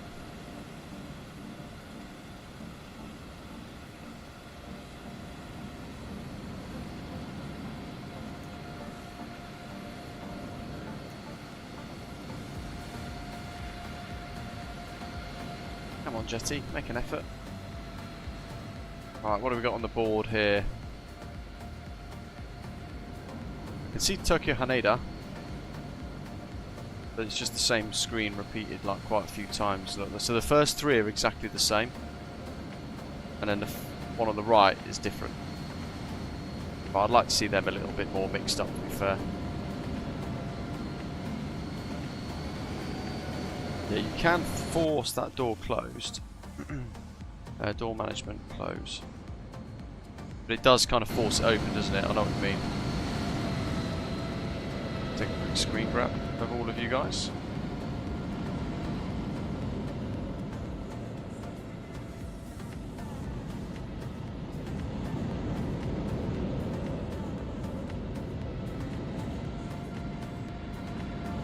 Nice. Look at that. There you go. Hope you've enjoyed the last 3.5 hours flying out of the new X-Codr Denver. I say new. They actually offered to send it me in July, back in July or August last year, but it was way too busy and I forgot. I thought I'd replied, turns out I hadn't. Really bad of me. But yeah, big thank you to X-Codr Studios for sending me their Denver scenery to check out. It's a really nice bit of scenery. I'm sure you guys would agree from the start of the journey today. PMDG 777-200ER and this, the new MKStudios Sea-Tac, Seattle-Tacoma International for MSFS. Big thank you to everyone for flying along. Indy says hello in the background. Hit like, hit subscribe, and if you're watching this on demand, share your thoughts down in the comments below. And a massive thank you to Jack for that huge super chat earlier on, and all of our channel members, bronze, silver, gold, frequent flyers, wherever you are in the world. Appreciate all your support as always. Thank you very much for watching. Enjoy the remainder of the weekend. Keep your eye out for Wednesday. We've got a video for the new Just Flight PA-28 coming live there with the PMAX Crystal Light in action too. You get to see me wearing it and using it on that video as well. But thank you very much for watching. In the meantime, see you next time. Ta-ra.